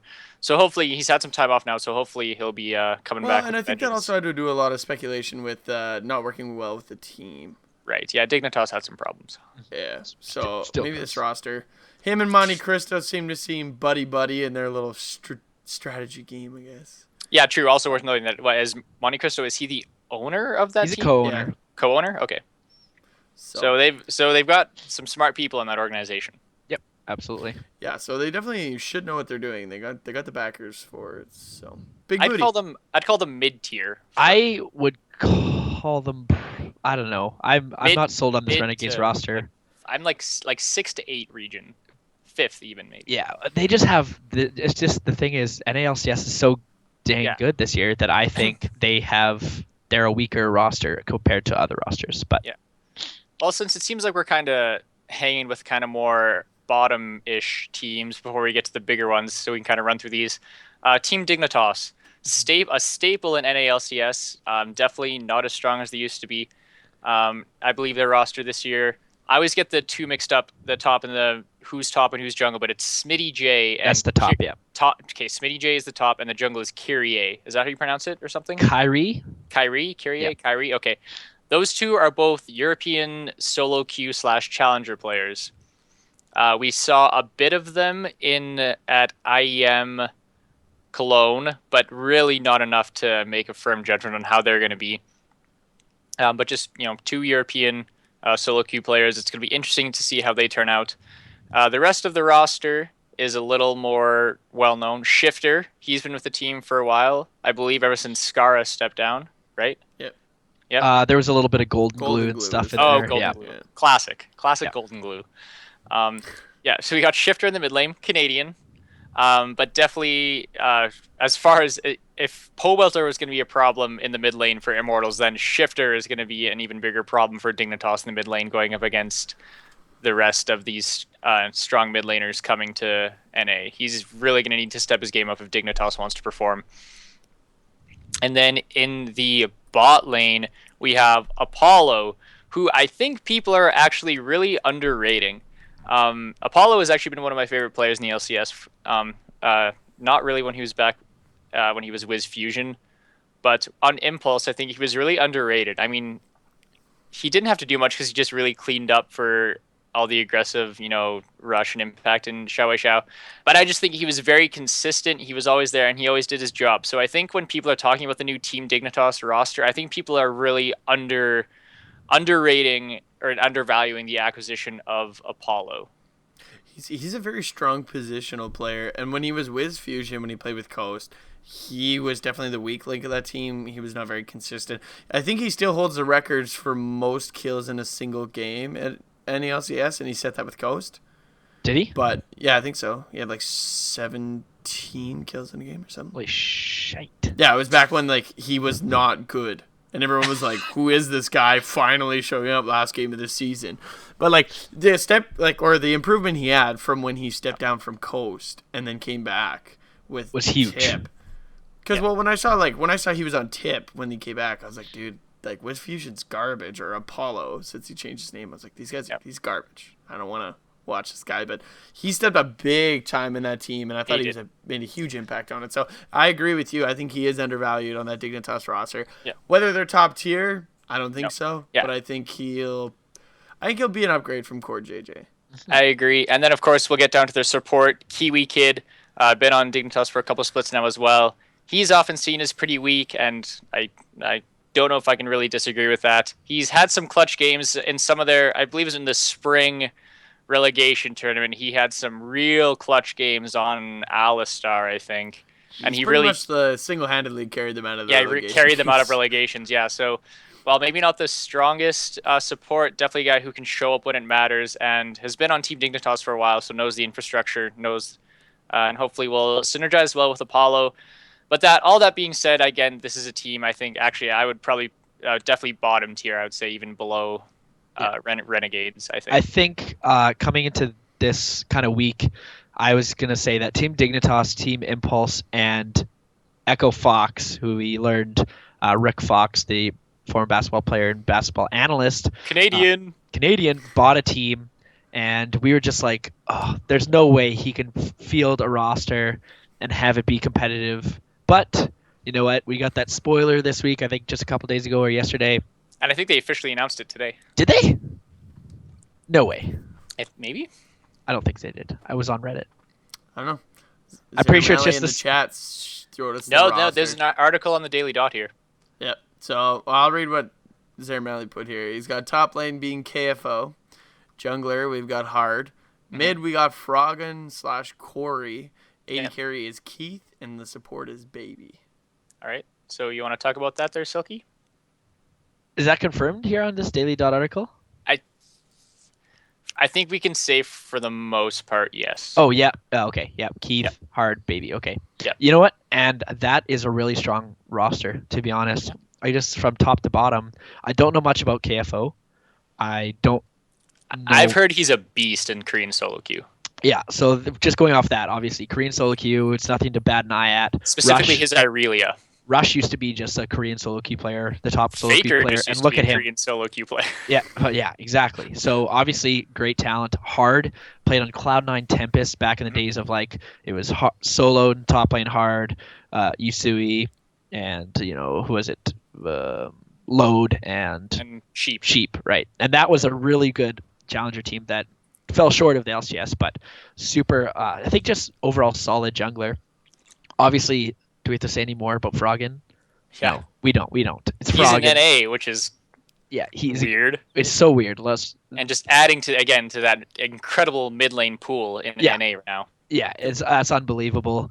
And then obviously rounding out the bot lane is a couple of challenger players, but Keith has been having some time in the LCS. Lutucan, Keith makes his arrival back in the LCS in a starting spot now. Yeah, for maybe I think the first time, yeah. Yeah, and Terry Baby Chuang. Now I think, this isn't even the guy I thought. Baby was on Imagine, wasn't he? Was this his old name Mabry Baby? But that's Josh Mabry. No. This is a different guy. Yeah, this is Terry Baby Chuang. So he was on Imagine, I think you're right. Yeah. And I don't think we really don't know much about him. We don't know much about him. He's I guess played on some challenger teams and stuff. So honestly, for the time that these guys had to field a roster, I think they did stupendously. I will agree with you. I think they did really good at getting the roster together. For all I know, it could have been Gravity's team, and then he bought it and kept it. I agree with you guys on paper. I agree this team looks phenomenal, but as good as Froggen is, none of his teams work out. He's built 2 teams around himself. They don't go anywhere. Like you had a roster with him and Reckless, and they don't remind me. They ate it. It didn't do anything. So my big question mark with these guys is it Froggen? That's kind of what's even the word? Like, is he the problem? Is he the factor why his teams don't work? But well, we're about to find out. And that's what I mean. Like, on paper, this team looks really good. Keith has performed really well. He's got a lot of room to grow. He's still a young player. So, I mean, the more he gets in there, the more experience he gets, the better he's going to be. But as far as it goes, like you guys touched, they have a solid roster. My question mark is with Froggen. I'm not sold. So, looking at this roster, you would say automatically Froggen, maybe this KFO guy, top 2 players on the team easily. The other 3 are challenger players. The thing about Froggen is that he demands so much resources from his teams, and then when he's playing on a teams like Elements, and he's got Reckless, who's got Shook in the jungle, who do you have in top lane? Like, there are 3 different top laners, whatever. Yeah, all players that demand resources of their own. I think Froggen is just going to be the true carry, and it's going to be up to the other 4 to fill in the gaps where Froggen can't, pull through, and it's going to be a tough task. You can't just have one superstar and 4 kind of supportive players. You need somebody to step up. So we're going to see if that's the case, I think. Can I talk about Rick Fox for a minute? You can. Shoot. Absolutely. All right, so Rick Fox, as I was saying, Canadian, former NBA player for the Los Angeles Lakers. And I think the fact that this is his team is going to make a huge difference in like their infrastructure and how they just run and build the team. Now, I know neither of you are huge basketball fans, like I am. So Rick Fox played under 2 of like the greatest coaches and team builders in like basketball history. Dean Smith at the University of North Carolina, who he just passed away, I think last year or something. Also, again, coached Michael Jordan at UNC, stuff like that. Considered one of the greatest university basketball coaches of all time. And Phil Jackson, who maybe even you guys you guys have probably heard of Phil Jackson. You're not even big basketball fans, and you've heard of Phil Jackson. Quite possibly the greatest NBA coach of all time. I'm not going to say straight up best NBA coach of all time, but one of them, won multiple championships with the Chicago Bulls in the 90s and multiple champions with the Los Angeles Lakers in the early 2000s while Rick Fox is on the team. And one of Phil Jackson's big things was, team management and managing personalities on the team. He kept a team together that had Kobe Bryant and Shaquille O'Neal, who notoriously did not get along and are two of the biggest personalities in NBA history. But he somehow got them to work together for, a number of seasons and win multiple championships with them. And so I think Rick Fox, just having spent a lot of time working under and working with these two amazing coaches and like team builders, and just he knows, and with his background in traditional sports and being part of good team structures, I honestly really think that's going to help Echo Fox, because I think still a lot of teams, for as big as the LCS is getting, a lot of teams still have kind of weak infrastructure, and kind of problems with coaching and roles in coaching and analysts and where to draw the line and stuff like that. So I think Rick Fox is going to really help Echo Fox with that. I do want to say that it's kind of trending towards that way, that Echo Fox is obviously going to take that route. But I know that teams like Ember, who's the new challenger team, right, they're really focusing on infrastructure as well. Yeah, it seems to be that it's like trending towards almost like it's like taboo not to have that kind of infrastructure. It's almost seen as like, I don't know, like mental like exhaustion and abuse to your players to not have like a coach near like ready or a sports psychologist. So I think it's definitely trending towards that way, that all organizations are going to follow suit. Yeah. Obviously a lot already have, the big ones like TSM and Liquid, they've got good infrastructure already, and it's nice to see that these new organizations aren't just coming in being like, hey, play League of Legends and win me money, right? They're putting the right people behind these players, and they've got money to back it, which is another issue in itself, and whether that money is able to get return on that. But it's good to see these new faces come in and put money behind it and really just put support in a scene where there's been generally a lack of in the past. So it's good to see. I think that's the most important thing to keep your team going. If you have players that are going to burn out because that's all they do is play League of Legends, you have to have your team work together, come together. You need to make sure you're allotting your time appropriately, because just playing the game isn't enough. Yeah. Yeah, I think and Ember has made a good point of saying that you can't just play League of Legends all day and expect to win. You got to live a very well-rounded lifestyle. And Exactly. I like talking about Rick Fox. One more point about Rick Fox is that the guy is a big advocate for esports in the traditional sports world, where a lot of times by a lot of people, esports still aren't really accepted. But Rick Fox has been a big advocate for esports in the traditional sports world. He's I believe he's an analyst for Fox Sports 1, I think, in the US, and they were doing, I think, multiple times when doing post-game interviews with Gordon Hayward. Yeah, Gordon Hayward, who is a big League of Legends fan, a big League of Legends player. He asked, like live on TV in a basketball post-game interview, asked Gordon Hayward what he thought about Double Lift moving to TSM, which is just awesome to have a couple voices. I mean, Gordon Hayward as well, Rick Fox, Gordon Hayward, to have a couple voices like them in the traditional sports world advocating for esports. Yeah, that's huge. It's honestly huge, and I think it's going to take a long time to get to the point where some of those, like the Colin Cowherds of the world, are going to accept us. Gordon Hayward, But it's good. It's good that they're making waves, and it'd be nice to see a little bit more people like that. But not everyone knows about esports, but we're getting there. We're getting there, so it's good to see. One step at a time. That's right. Baby steps, boys. Let's take that Gordon Hayward transition and talk about TSM for a second, I guess. But... All right, since we talked about the big one, you go. We know you wanted that one. All right, let's get this out of the way. All right, so TSM's roster got absolutely annihilated at the end of the season. Dyrus retired. Rip. Santorin stepped down, wanted to go back to Europe. We had Wild Turtle leave the team. We had Lust Boy retire, leaving Bjergsen literally team solo mid.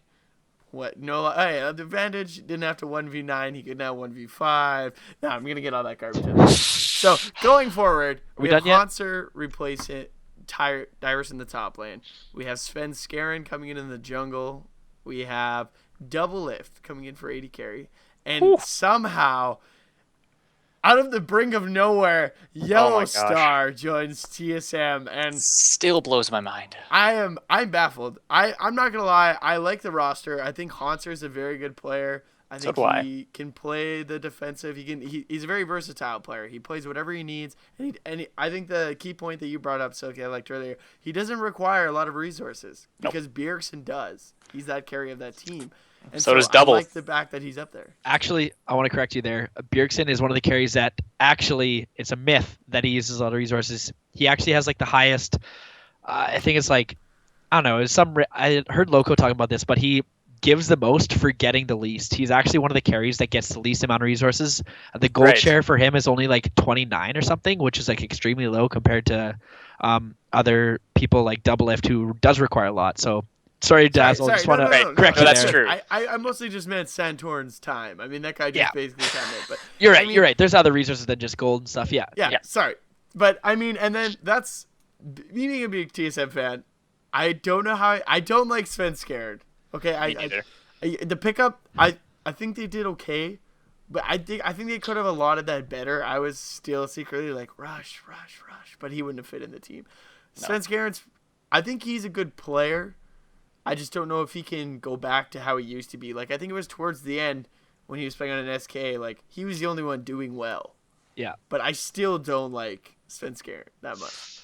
Well, I think it's too soon to judge Sven Skaren, but I do want to say like on the whole pickup, the whole situation was just a mess, and I think honestly that TSM's hand was really forced. There's not much in the way of jungle prospective pickups this season, so I think their hand was totally forced by the whole stupid H2K thing, 5.5 bleepin' K. That whole mess, I think it totally forced their hand. They were like, okay, either we pick up Sven Skaren for now and have him, or we risk maybe having Sven Skaren or having nothing. So I think their hand was forced and they just had to take him. So you know what? For what else they could have got, Rush said he was well, I don't think Rush would have came to TSM. He doesn't play that kind of style. He plays the carry. So you know what? For what they did, Dazzle, and I think he's probably the weakest link of the team, but I think we just gotta wait and see. I think that's where I agree. I don't think he's the strongest, but I think he'll fit well for the role that TSM's gonna need, especially picking up Double Lift at AD carry. I'm not still 100% sold. I mean, it's exciting. Double Lift's good. I can't deny that. I'm just very curious if they're still gonna put Bjergsen in that carry role, if they're gonna kind of try and utilize Double Lift more, but I think the pickup of Yellow Star is single-handedly the best thing, even without Double Lift. Like, if they could have got a different AD carry or kept Turtle, I think the fact that they finally are taking the shot-calling position off of Bjergsen, putting it on a support who is also a world-class support player, I could not be more excited for how this team's going to turn. Yeah, it's gonna be intense. I was still like reeling over everything, but the fact that the All-Star came to TSM, I am like, my mind is blown. It wasn't even for money either, because he like Fnatic has said, they gave the All-Star the most competitive offer salary-wise, and he didn't take it. He wanted a new challenge, so he chose to come to TSM. New challenge. New challenge. TSM. Create a super team around TSM and Bjergsen. Okay, yeah. But you know what? Okay, so good for him. This team, this roster, Hanser, Sven Skaren, Bjergsen, Double Lift, and Yellow Star. If this team gels well, because whatever, they might not, if it doesn't work out because they might have communication issues or ego issues or whatever. All that aside, if this team plays to their fullest potential, if they synergize well, does this team have a chance to win Worlds? I don't have the balls to say yes. I want to say a lot of this hinges on Hanser and Sven Skaren. Hanser is a really good player right now, but he is not anywhere near like the top 20 in the world. I don't think. I would agree. That's such a stretch. So a lot of it depends on how much he can get better over the spring split and the summer split. He's got 2 splits to get better mechanically and start competing with some of the best. Like when he was playing against, who's he playing against? So he played against Soaz, right, at the tournament. At IEM San Jose, he played against Soaz. It just seemed like he was getting kind of outclassed mechanically, and people say he played bad, but I don't really buy it. But he's really young. He's an NA talent, and he's got some time. So it all depends on whether they can be a world-class team if Haunter can improve and get to that level that I think he can.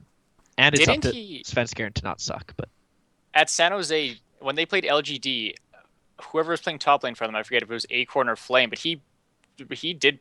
I feel like he won lane pretty handedly against them. No, yeah, he did, but I still agree with Carter. I think he's. Oh yeah, I think he's good. He's definitely not like top tier, but I think he can still grow a lot as a player. Like he's good.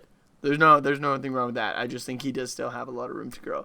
But yeah. I agree. I don't have the balls, Kevin, to say whether or not I think they'll be a world-class team. But I mean, they have the tools. We'll see where it goes from there. Yeah, fair enough. All right, we have 4 teams left here, boys. Let's power through a couple of these. Silky, why don't you hit on that team that you love to call your favorite? Okay, well, I can't totally talk about them all the way because it hasn't been totally confirmed, but a couple of interesting things coming out of this offseason is Team Liquid's announcement that they're going to. Yeah. I still don't quite understand how it's allowed and how they're gonna pull it off, but for those of you who don't know, Team Liquid is looking to move to a 10-man roster for the upcoming season. Now, the players haven't been confirmed, and there's also another thing, but I'll talk about that in a little bit. But a 10-man roster for Team Liquid, so their plan is to have their 5 starters, and Riot needs to know who these starters are, and then the 5 subs. But the 5 subs will be their challenger team. Team Liquid Academy, and they'll still try to get to LCS, so that could change. I don't know if they get into Challenger. They're trying to get into Challenger, sorry. So for the next split at least, they'll have 5 players in the starting roster, and all living in the same space is like these 10 people. It's a clown fiesta, total crazy move, but you know what? The reasoning for it, as Liquid 112 said, which is the general manager of Liquid and the owner or whatever, it's gonna be a dynamic roster. They're gonna change this. They're planning on changing this roster in more than one position, week in, week out. Technically, they're allowed to do this, but I think it's pretty bold move. I'm a personal believer that you kind of need to stick with the same kind of group of guys to get that synergy. But if they can get synergy with more than 5 people, that's gonna be insane flexibility. And I'm a little worried about whether it's actually going to work, or, if it came down to it, they could just be like, screw it. We just got the 5 challenger players will just play with themselves. And you know what? It's really interesting. So I'd really like to hear what you guys have to say on the matter. Without we kind of know the players, because I think. Okay, do you mind running over what the potential 10 are first? Yeah, because there's a few that we know. Right. Yeah. Okay. Sorry. So so the 4 what would seem to be the main ones right now are I Will Dominate in the jungle. I'm pretty sure he's still around. Yep. Phoenix in the mid lane. Piglet at 80 carry still. Now we have the acquisition of Smoothie, and Special kind of got the boot. But Smoothie, Piglet, Phoenix, I Will Dominate are the only ones remaining. Of course, Quas left after that mysterious incident, whether it was personal or fiasco, team related, whatever. So those 4. And then we have the challenger team. Now, I believe I'll have to find it here, but top laner, we know. Top laner, oh yeah, I do want to say their top laner is Dardoch, right? And I think that those 5, Dardoch plus the original 4, are going to be the ones that play the most this season. From what I've gathered and from what I've seen, Team Liquid Academy, playing just by themselves without any of the players from the other roster, have been dominating. I know it's just preseason and they've been just doing scrims, and you can't tell everything from scrims, but Team Liquid Academy with a roster of I think this is Dardoch jungle? Yeah, it was top lane. It was Lorlo, wasn't it? Zig. Oh right. Oh no, it was. Okay, I've got this backwards. Anyways, from what I hear, Dardoch is a beast, and he okay, I had my things screwed up. He might actually replace Dominate. Dardoch is a beast. Youngbin is their mid laner. Fabi is their ADC. My boy! Draven. Matt Life, who's just Matt now. Yep. Yeah, and Zig is their top laner. Okay, I got Zig and Dardoch. Right. Wasn't their main LCS team top laner going to be Lorlo? That was from CLG rumor. Black? That was the rumor that people have said Lulu's been playing with them a bunch, but that's not confirmed. That might be their 10th. Okay. That might be their 10th, though. Could be their 10th. Yeah, that's the pool. And honestly, like, if you can switch out Fabi, how cool would that be if you just switch out Fabi? Don't even get me started. I will be... Fabi the freaking gatekeeper, playing Draven in every position. Man, they could just throw that guy top lane, right, Fabi? Throw up the Draven, hold the top lane. Yeah. So that's the perspective pool of 10 players. So I just want to know, like, what you guys think about the whole, like, this week, we're gonna play Draven, so Fabi's going in. Like, what do you think about, like, that kind of situation? Booty, you want to take this first? Sure. That was a bad example, by the way, but like if they're just switching people back in and forth each week, like, do you think that'll work for them, or? Nah, I think I don't buy this whole 10-man roster thing. I think they're saying that they'll list their 5 challenger players as subs. But I really don't think we're not going to see them. Like, I think, well, they're talking it up like, oh yeah, like one week we're going to play Zig, Dominate, Youngbin, Piglet, and Matt. And then the next week we're going to play Lorlo, Dominate, Phoenix, Fabi, and Smoothie. Like, it's not going to... I think for the most part, they're going to stick with their main roster from last year. The top lane, maybe because, Lorlo, if that is who's new, maybe Zig will get put in there more. And then maybe, if maybe Dominate is underperforming, so they throw Dardoch in there for a week or two to motivate him. I think that's as far as that'll get. I think the only way that this 10-man roster would work is find the best 5 possible and then take those 5. Stick with it. I feel like, team cohesion's huge. Mm-hmm. And if you're just swapping players in willy-nilly each week, like, sure, then maybe they perform good one week, and then, they didn't perform this week, swap new guy in. Like, I just feel like you're not going to be able to build that team cohesion. And that's my worry. I mean, maybe they have some kind of plan to formulate and make it work, but maybe try out of all those 10 players what your best lineup is. Put that lineup in LCS and take the other 5 and use them as your challenger team. Yeah. But I don't know, man. It's weird. I'm curious to see how they pull it off, because I feel like this is make or break type of thing. And if this backfires, I don't know how they're going to make it to 4th place this season. Well, but I think I disagree with you there, because I see it as like a high reward, low risk. Because what's the worst case scenario is that, like you said, they can't find cohesion with multiple kind of combinations of players, and they just stick with 5. But that's what they would have done anyways, right? So there's fair enough. there's a low risk. Constantly, it's harder than just pulling a guy in for a week and being like, okay, it didn't work, put him out. I think, like, all right, pull this guy, then this guy, then that guy, then this guy. Okay, put him back in and pull him out. Like, I think that's gonna be weird. It'll be weird, but I think Liquid's smart enough to see, like, the manager, Liquid112 is smart enough to see that after 4 weeks, if they're 0-4 and they played like absolute garbage switching, I don't think they'll switch players that freely. It'll be like maybe one person week to week, something like that. Yeah. You know what? I would say if they don't figure it out before summer split, scrap it. Yeah. Oh, I think I don't even give them that long. Halfway through spring, they can't afford to give up the circuit points for spring. Oh, split. That's true. They run that circuit point thing now. Yeah. So I think like a few weeks in, if it's not working, they're just gonna go back to the original roster, which is fine. But I think they need to find a good top laner. I haven't seen too much of Zig. And I was talking about Dardoch, but he's actually the jungler for Team Liquid Academy. I've heard great things about him. So it's, you know what? Hopefully their top laner can come in and be as good as Quas, what I think was really good. So, yeah, you know what? It's all up in the air for now until we learn the players and see how this weird 10-man thing works. That's my 2 cents. Yeah. I think another thing worth noting. Oh, go ahead.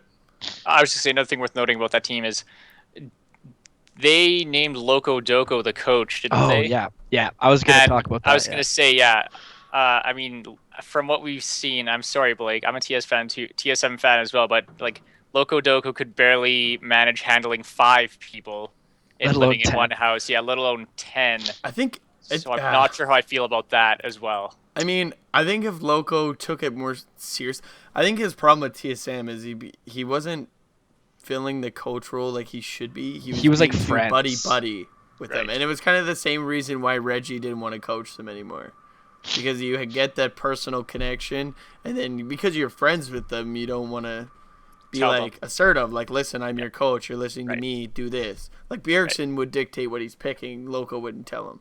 Yeah. So I mean, in that respect. So maybe Liquid, him not knowing people as well, it'll be a little easier for him to be like, listen, I'm your coach, respect me, listen to me. But we'll see. And I do want to say that I don't think this was like the plan. Was people are like, oh, of course they brought Loco Doco on as content. He's going to be the coach eventually. I don't think that was the plan, because I just don't think that's. I think Liquid's smarter than that. Liquid 112 and the team as a whole is smarter than that. They saw that Loco Doco wasn't the best fit for TSM, and there's some personalities on Liquid too. Like, Bjergsen's pretty, he's concerned about what he's doing, and he dictates that. I think Piglet is probably the exact same. So yeah. The way they made it sound in their video was that they had a guy lined up in like 2 months, and it just did not work out at all. I don't know who it was, don't know how it fell through or whatever, but they had someone else in mind, and they put all their eggs in this one basket, and it fell through. And they've got an ex-coach sitting in their house, so it sounds like they're just using him for now. So I hope he's not the coach for like a long period of time, but you know what? If it works out, then maybe he will be. So it's kind of like a second chance for Loco Doco, and kind of making the best of things for Liquid. Survivor second chances? Survivor second chance. Redemption Island. Yeah. I mean, I just saw Ponox come down here. Must have got home from work. So why don't we transition to his favorite team? All right. We'll talk about Cloud9. Relatively stayed the same. Yeah. I think their pickups, though, were pretty solid. I think their pickups were great. So if we're going to we'll just run through their roster over ahead. Top lane, this might be a worrying trend, is that top lane is still Balls. Not saying like Balls is still the top laner. Jungler has changed now. It's no longer Meteos. It's no longer High. In the jungle is Rush, former jungler for Team Impulse, as well as, I believe he won MVP of the Summer Split, didn't he? Yep, MVP of Summer Split 2015 Rush. So huge pickup there, yep. Mid lane is the artist formerly known as Incarnation, now named Jensen, coming over, staying on after Summer Split 2015. AD carry, still sneaky as always, same.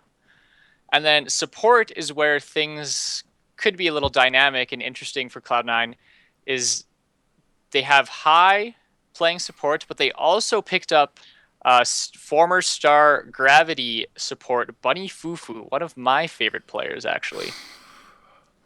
What do you guys think about that? The Thresh Prince of Bel-Air, Bunny Fufu. I see. This is where I'm conflicted. I think getting High out of there and putting Rush in mechanically is good, and I think for the team will be good.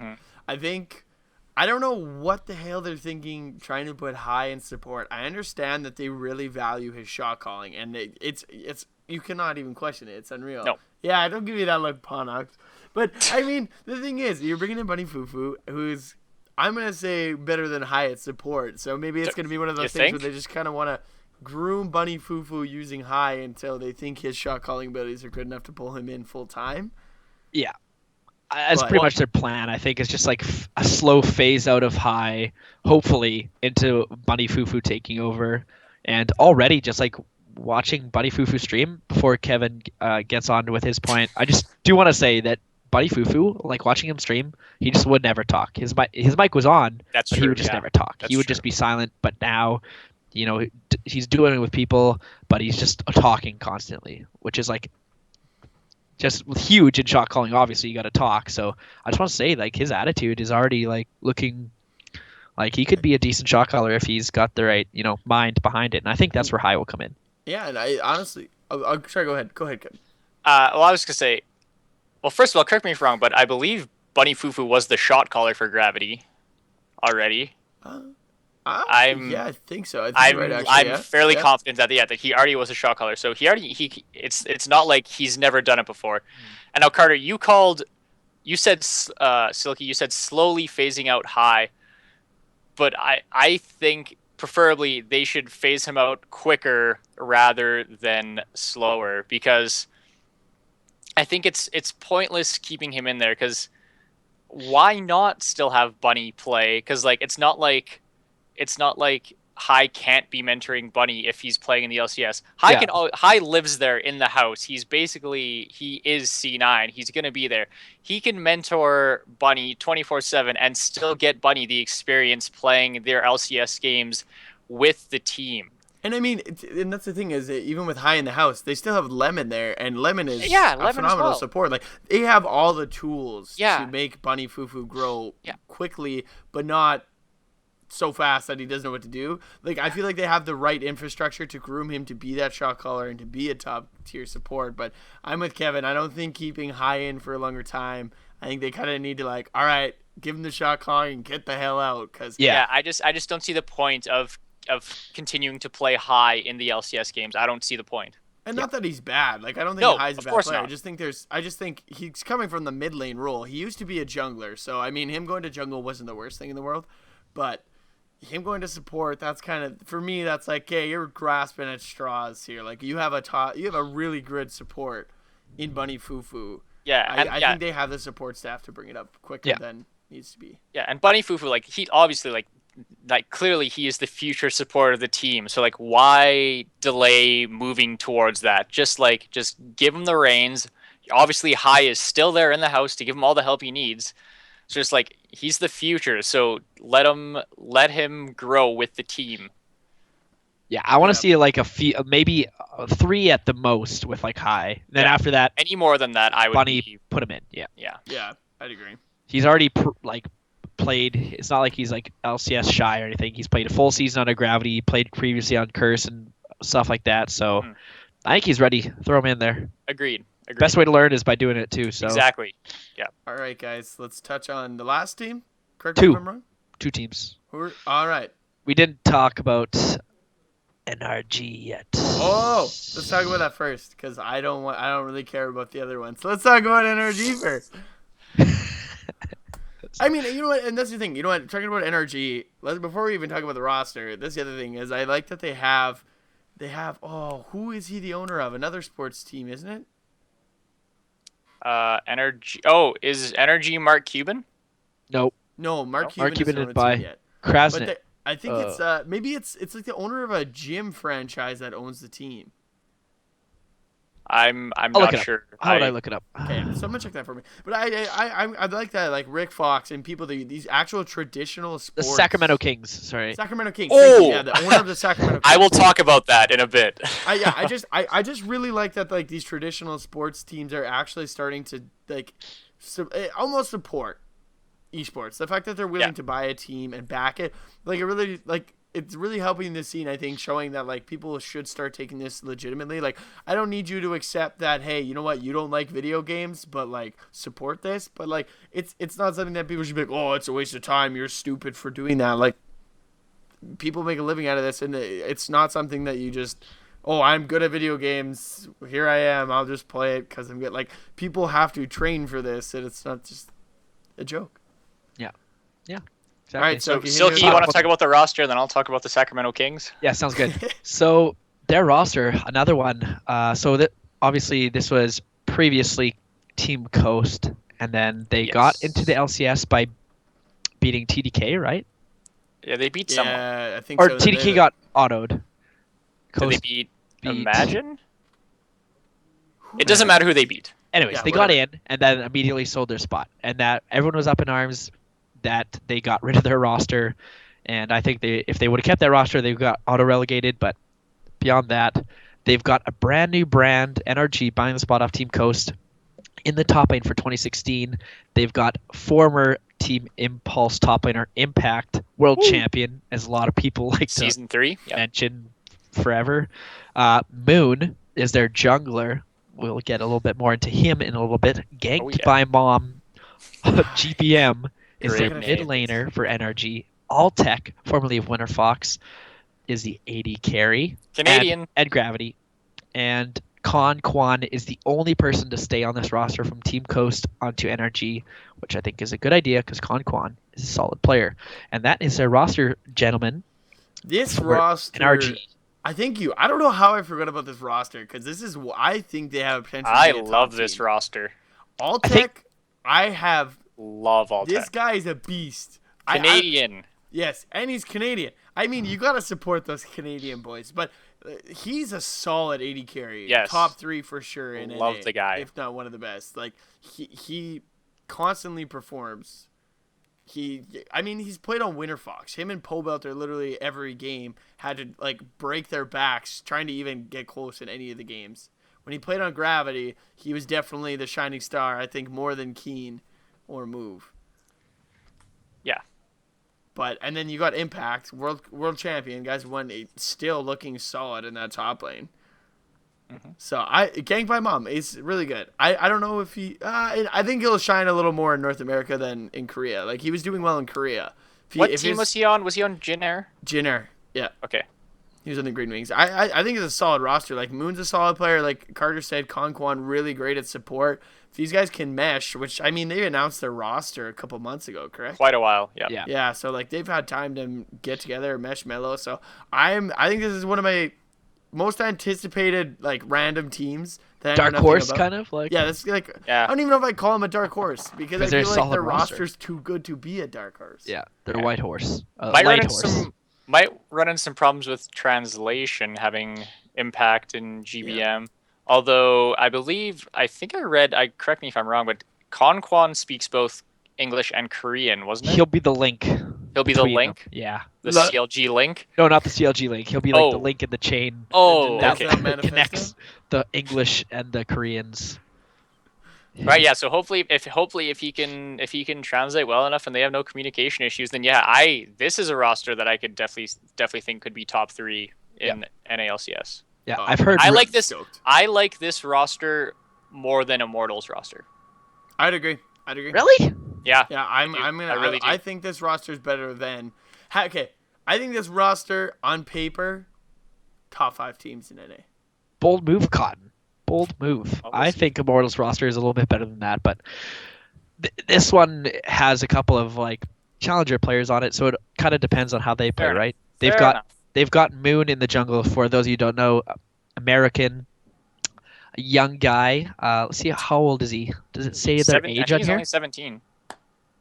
It's not telling me on his page here, but he used to be on Team Imagine, and they were in the Challenger Series. They lost in the semifinals in the Challenger scene to Renegades, who went on to win the Challenger scene. So they got auto promoted, and Imagine played Team 8 in the relegation and lost. So they almost made it into the LCS. Not quite. Moon was their jungler, probably one of the best players on that team. And you know what? Really close. But heard a lot of great things about this guy. Really young, eager to learn, and mechanically skilled. So just a young guy that has some time and some space to prove himself. And it'll be interesting to see what he can do along with some of the younger players on this team. Yeah. I think it'll depend. Oh, go ahead. Oh, sorry. I would say it just depends as well how GBM translates to the NA scene, but I think he'll definitely do very well in the mid lane for himself. Definitely. Okay, I'm gonna let you talk about Sacramento, and then we'll quickly crush out the CLG stuff. Okay, so for those who don't know, the Sacramento, this team, again, as they said, was purchased by also the same conglomerate, same owner as the owner of the Sacramento Kings, an NBA team. Owner's name is Vivek Ranadive. He is, I forget exactly what nationality he is, but he's East Indian. He recently acquired the Sacramento Kings about 2 to 3 years ago. And let me tell you, the Sacramento Kings are a team notorious for just having terrible ownership and terrible management. They were a good team around kind of the very early 2000s. They had a lot of good players. They had Peja Stojakovic, Chris Webber, Mike Bibby, and some good players on that team. But ever since then, that team has really just been a garbage fire, partly due to their really terrible ownership, which people thought would change once this new guy, Vivek Ranadive, bought the team. And I don't want to say what year it was, but it was he's had the team for a few years now. People thought it would change when he bought the team, but unfortunately, it has not. They're still a very terribly managed and owned team. Wow. He has constantly had problems with his coaches, switching coaches, allowing their star player DeMarcus Cousins to dictate who he wants coaching the team, because he's got a huge personality, this guy. And he's always, doesn't mesh with the coaches and then complains about them, and then they switch coaches, and then there was a bunch of stuff with communication between the coach was saying one thing about the team, and then Vivek, the owner, was saying different things about the team and making questionable decisions in the draft. There's a thing where this guy who, sure, he knows about basketball, but on a basketball team, you have scouts and stuff that do all your drafting for you and tell you who to pick. But there's videos of this guy completely going against what his scouts are saying and picking different people in the draft who, like, completely his decision in the draft who they should pick, and just not panning out. And just, so, I mean, this may be not, it might be a completely different division of whatever his business conglomerate that does these things running the team. But I'm just saying, if like Rick Fox was like a great example of someone who has a history, who could come in and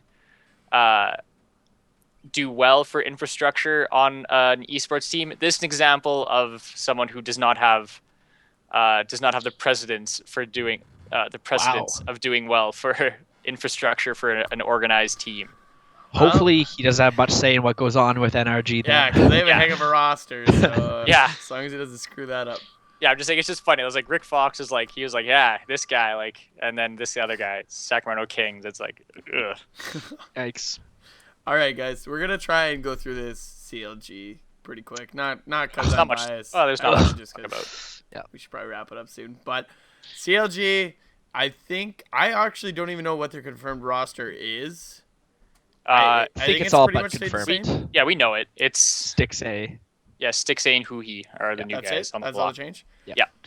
Zan Spartan, still great top laner. I mean, Darshan? Now known as Darshan. Now Darshan, right. His name is now Darshan. Xmithy, I still think he's good. I think he gets a lot of flack, but I think he's a good player.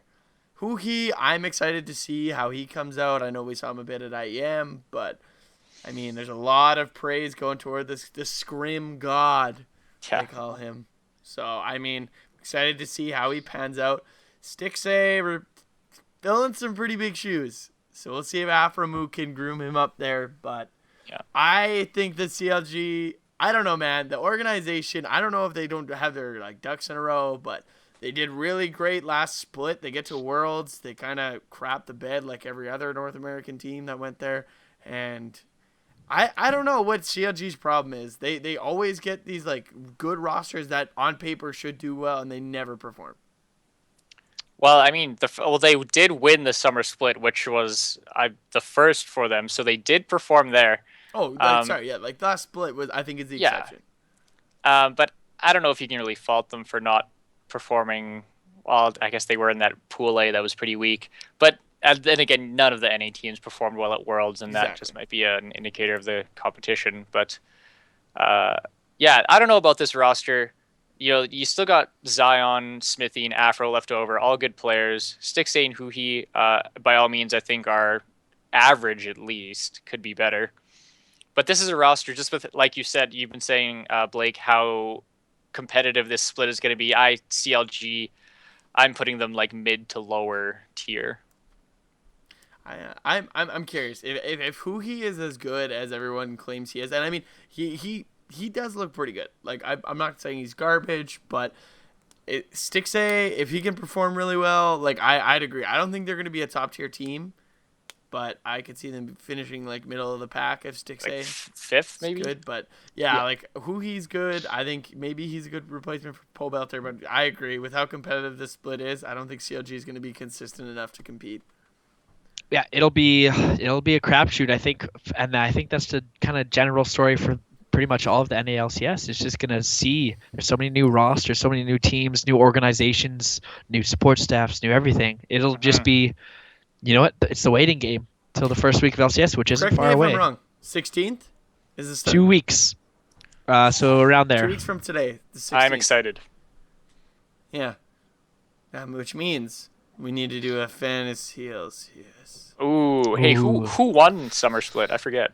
Not me. Not me. Not me. So. I was close. I think wanna Peter. say Peter? I think. Oh, Peter Crafty Buckeye McKay. Crafty I Buckeye. think you're right. Yeah. You know what? We should start an SKL fantasy one. The admins will pick a team together. We'll take on some people. Yeah, get some people in on that.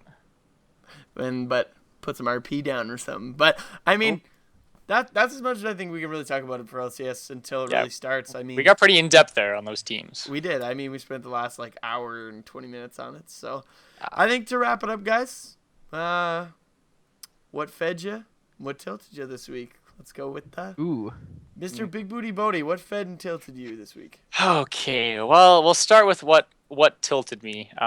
And I guess maybe it'd be better if I picked things that were applicable to the general population and not just super specific to me. But I'll think about that for next week. What tilted me? I got one of my marks back for one of my classes. For those of you who don't know, I'm in education at the U of S. Got one of my marks back for my classes. Let me tell you, the prof for this class, and I hate to, bash No people. names. Yeah, No names. obviously no names, and I hate to bash people on stream. Nice lady, very kind lady, clearly very knowledgeable about stuff that she was teaching. Just not a good professor. Knowledgeable, but I'm sure you guys have had professors like that where it's clearly they know what they're talking about, but they just can't teach. Yeah. Same with this woman, just all over the place, constantly changing her syllabus. Couldn't connect well with the students. The assignments didn't connect well to the course material, seemed irrelevant. And then we had this final project that my classmates and I said multiple times in class how no one understood how to do this project properly. No one got what exactly she wanted. No one understood her expectations for it. And it was worth 40% of our mark. And so I thought maybe she'd be a little lenient. And so basically my understanding of it is that it was a resource book for us for when we become teachers that we'll use in our subject areas when we're teachers. So you would think that I would kind of make it specific to me how I want to use it as I will be using it myself when I'm a future teacher.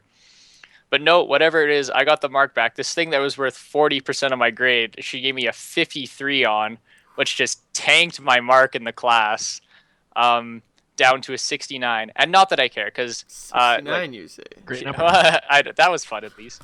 But spoiler, marks, if you're in the College of Education, your marks actually don't matter. Don't tell anyone else, though. So I don't care about it for that fact, but it's just she didn't know, she wasn't a good professor. No one understood the assignment, and then she just tanks people on it. When it's a resource book, so you would think I would want to, build it to gear it towards myself. Whatever. So that tilted me. I was pretty upset about that. What fed you this week, Big Booty? What fed you on the end of that?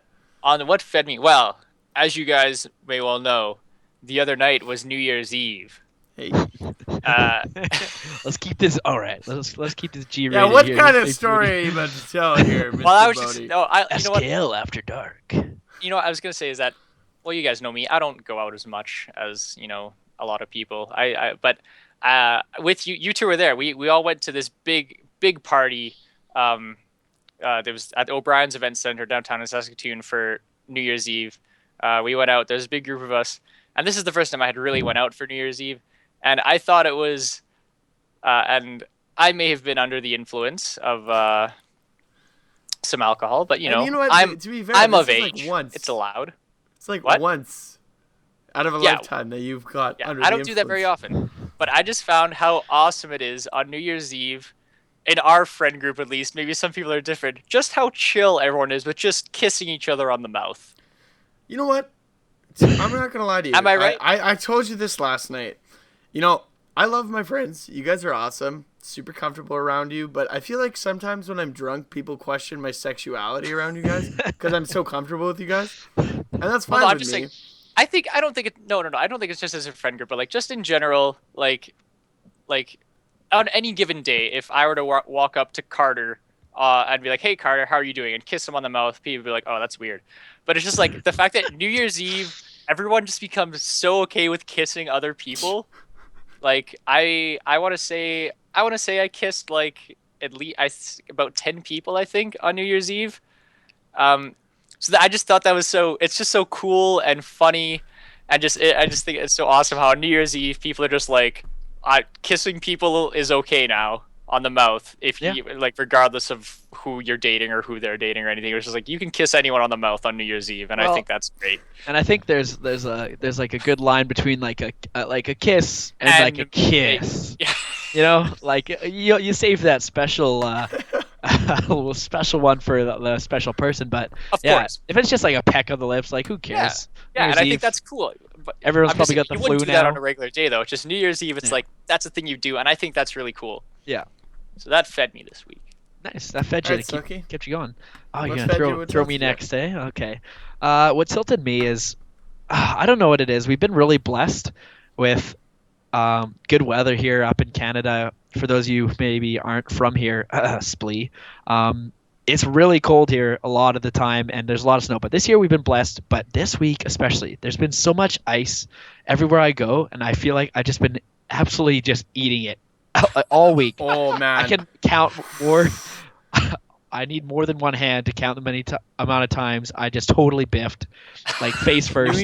New Year's Eve when I was working, I'm like, man, I'm tall. I'm 6'5". I've got long legs. So when I'm working, like when I have to deliver mail, I book it because I'm like, I got these big legs. I was wearing these gross. My shoes have no grip. And I biffed it so hard in front of this dude, he actually pulled over to see if I was okay. Oh, it must have been bad. I have biffed it so many times this winter. Oh. I'm pretty sure my rear and my knees are going to be blown out by the summer. And that's the thing, it's been nice. It's been so nice, but all of a sudden, that ice just hits you out of nowhere. I think it's just because the snow's constantly like melting, and then there's a lot of like water laying around. Then it gets cold at night, and there's just like so much ice. So that's what tilted me this week. Well, Silky, let me tell you that times. I've seen your shoes, and you're just wearing like regular shoes. Yeah, you gotta get yourself a pair of boots. I do. I'm really notorious for just I'm like a couple pair of shoes kind of guy. I've got a couple like sneakers. I have two. You see me and Crafty. Yeah, you too, Dazaninator. You know, me and Crafty. We love our boots. They look good, but then they are more stable in the winter for the ice. So you got to look into investing into a pair of those. I agree. I gotta quit being so cheap. Yeah. Yeah. All right, what fed you, Silky? What kept you going? Oh boy, what fed me? You know what? Big Booty took mine. New Year's. I'll try and think of something else, but I just want to add on to the whole New Year's thing. And it was a really good experience to go out. Pretty much all the casters and all the crew from SKL were able to go out together, at least most of us. Yeah. And it was a good time. With other people as well. With other people. We went to a large gathering.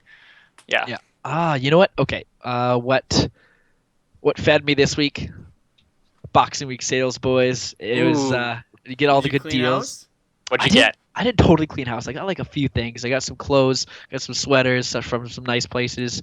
I went to EB Games, got some great games here for some good deals. You know, Battlefront is Star Wars Battlefront is a game I've been kind of wanting to get, but not really wanting to spend a lot of money on because it's EA and whatever. Yeah, not the most complete game, but it was on for like $30. I was like, what?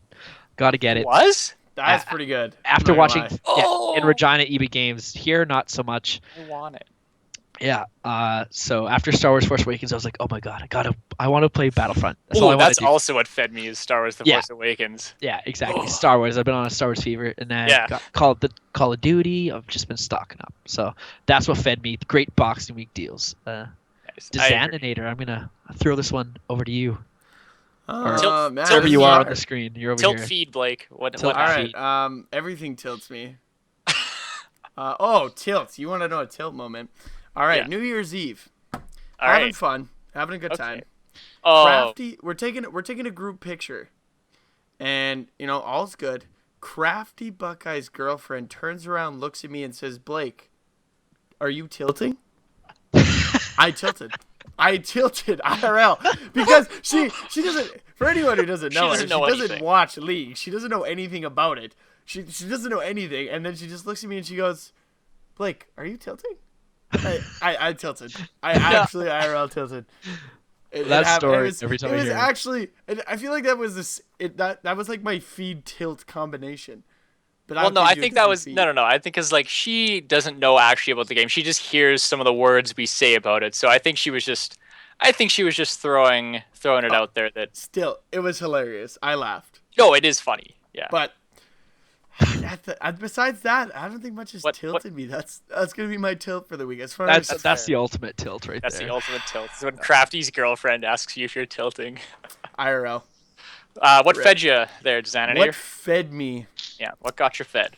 Kind of a mixture, I guess. Got to see my nephew.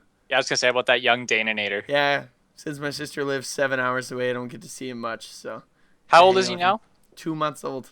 Wow, that's adorable. Yeah, he's pretty cute. I'll have to show you a picture. My sister put him in a little sweater vest and dress shirt for Christmas. He was pretty ballin'. But I would say, okay. I haven't played Gears of War in forever. Ooh, okay, I love Gears of War. Me too. So I go home for Christmas. Don't even remember anything I asked for. It was a struggle. My mom asks me what I want for every year, and I tell her nothing because I actually don't want anything. Like I just like spending time with my family. Yeah. So she got mad. Had to give her a list. Forgot I asked for the Gears of War game. Got it. I've played it so much these last 2 days. It's been a blast. I forgot how much I love that game. That's your OG game? Yeah. And then I guess just getting dressed up. I love getting dressed up and the suspenders. That's true. That's another tilt. Getting your suspenders botched into buying a friggin' pocket square. Yeah, sorry. Can you tell the story? No. Can you tell that story? Okay. Right. Do you want me to tell it? No, I think it's funnier. I'll tell it. We're going to tell it from my perspective. Blake can tell it from his perspective. So, as we've made it clear, New Year's Eve, we all went out together. So it was a Gatsby-themed event that we went to. So we decide, hey, let's get matching stuff. So let's get suspenders and bow ties because that's Gatsby with white shirt. So, oh, yeah, let's do it. So, we go to some dress stores. We start looking at stuff, price comparing because, we're going to get a white shirt. I don't want to spend too much because I'm going to get booze all over it. So we go. Well, cause I'm not saying because I'm a mess, but you're at an event with hundreds of people. Event, it was a little rowdy in there. On you. Yeah. So we go out to buy this stuff, and we get our bow ties, we get suspenders. I got matching red suspenders and a bow tie. So Silky's looking at these pocket squares, and I talk to him, and he's like, "Man, check this out." I'm like, "What is that?" He's like, "Oh, I got a pocket square, man. I'm going to buy it. I think it'll look really good." So me thinking, oh, yeah, pocket squares. Yeah, sure, let's do it up, right? So I buy a pocket square. We go to buy a shirt with a pocket in it. Well, I'm getting changed in the change room, trying out my shirt. And I hear the lady that's asking us, she's like, "Why do you guys need a pocket in your shirt?" And Silky goes, "Oh, well, we're going to wear pocket squares to match the stuff."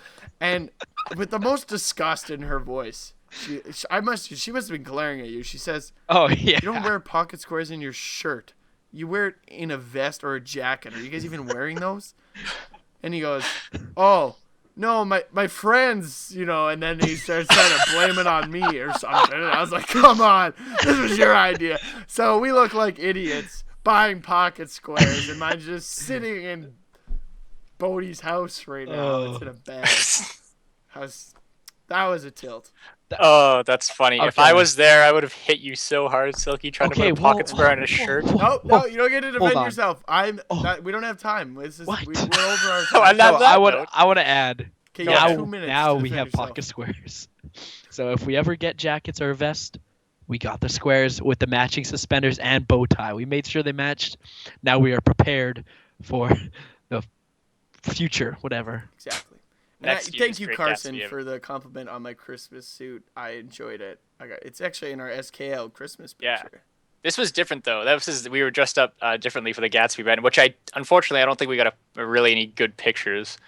No. One thing that this is another tilt for me, is that on the advertisements for that Great Gatsby event, they said that there was going to be some kind of prize for some of the people who were best dressed or best fit the theme. Mm-hmm. And let me tell you, when I got to the event and saw that a lot of the dudes there, and I honestly thought I would have been in the running for hands down, best dressed for men. Were probably the best dressed. Yeah, like It and was that pleated shirt you were wearing that just took you over the top. And that know. suit jacket, that like faded Yeah. burgundy purple was nice. yeah, and I had people constantly coming up to me like all night and be like, "Whoa, like you look like sick," and like a couple dudes in the bathroom like, "Oh, this is Great Gatsby right here. This is Gatsby," like pointing at me. I was like, This is a quarter Asian Gatsby right here. "Okay, all right, let's And not then talk about how Pomax with his $2 suit looking Yeah. fly. let's not talk about how flushed I was." But yeah, and then there was no like. Did you guys see anything of any prize being given out for best dressed Nothing. anywhere? No, I might have Yeah, been so- too intoxicated to notice, but I No. didn't see a single thing. Yeah, Hey, either. So for I prizes. really thought I would have been in the running, and then they had nothing about it. So Yeah. Well, guys, I think that's it. We've been talking for definitely long enough here. Thanks 2 guys hours. for tuning in. We'll try and keep this a more weekly thing since I agree, yeah. Dazaninator fell off the face of the earth towards the end of the split, but we're I definitely think gonna try and get this first, I like the idea of a weekly podcast. Yeah, it's good to Yes. get back into it. It's good to get And back. I mean, if you guys have any things you want us to talk about on Dazzles, shoot us a message, throw it on here. Let us know. We're here to talk, and we don't like to shut up, so As you we'll can cover tell. it all the time. So, I mean, gentlemen, thank you for joining me. Give a huge thanks to Kevin BigBootyBode Bodie.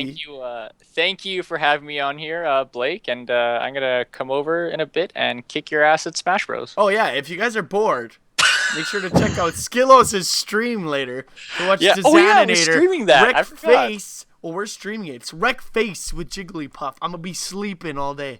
But another big thanks to Mr. Carter, Silky Mittens, Silky Mittens Asselford. All right, see you guys later. Thanks for coming on, buddy. Appreciate it. Yeah, hey, thanks for having me. Maybe you'll get my name right next week. That's okay. Yeah, I tried. I'm keep sorry. reading And your I picture broke books, and Skillos' you'll pen. soon get to that grade 2 level reading. Yeah. Almost Holy. there. All right. Pew, Shots pew, fired. pew, I pew. actually had a grade 9 reading level and grade 3. So if you Oh, like wow. to sit down, I don't believe thank that you. for a I do not Check believe it that out. at all. Ask for one. Lindsay Zanadine. She'll let you know. Hit her up on Twitter. No, I'm just Sounds kidding. good. But anyway, Skillos looks like Skillos threw the link for his channel where we will be streaming He Smash did. later tonight. So be sure to that's check where that it'll out. be. Shameless And plug. Shameless plug. A big thanks to Skillos. Oh my Next gosh. Skillos carries. I mean, the guy's been sitting here. He can't even hear us talking. He only hears me. He's pretty much dead on the couch from That's having so to un- sit here for 2 hours. That's so unfortunate that he can't even Aw. hear us. So, big Tell him shout I out to love him. for running the Tell him I stream, love him. So. They love you. They want you to know that. He's giving you the wave. He's happy. I'm sure he is. I'll see him He's later. happy. Yeah, thanks for tuning in, guys. Make Yes, sure thank to you, guys. keep following us. We'll be back next week. Have a good one. Make sure to check out Smash Saturday. I'm out. See you guys.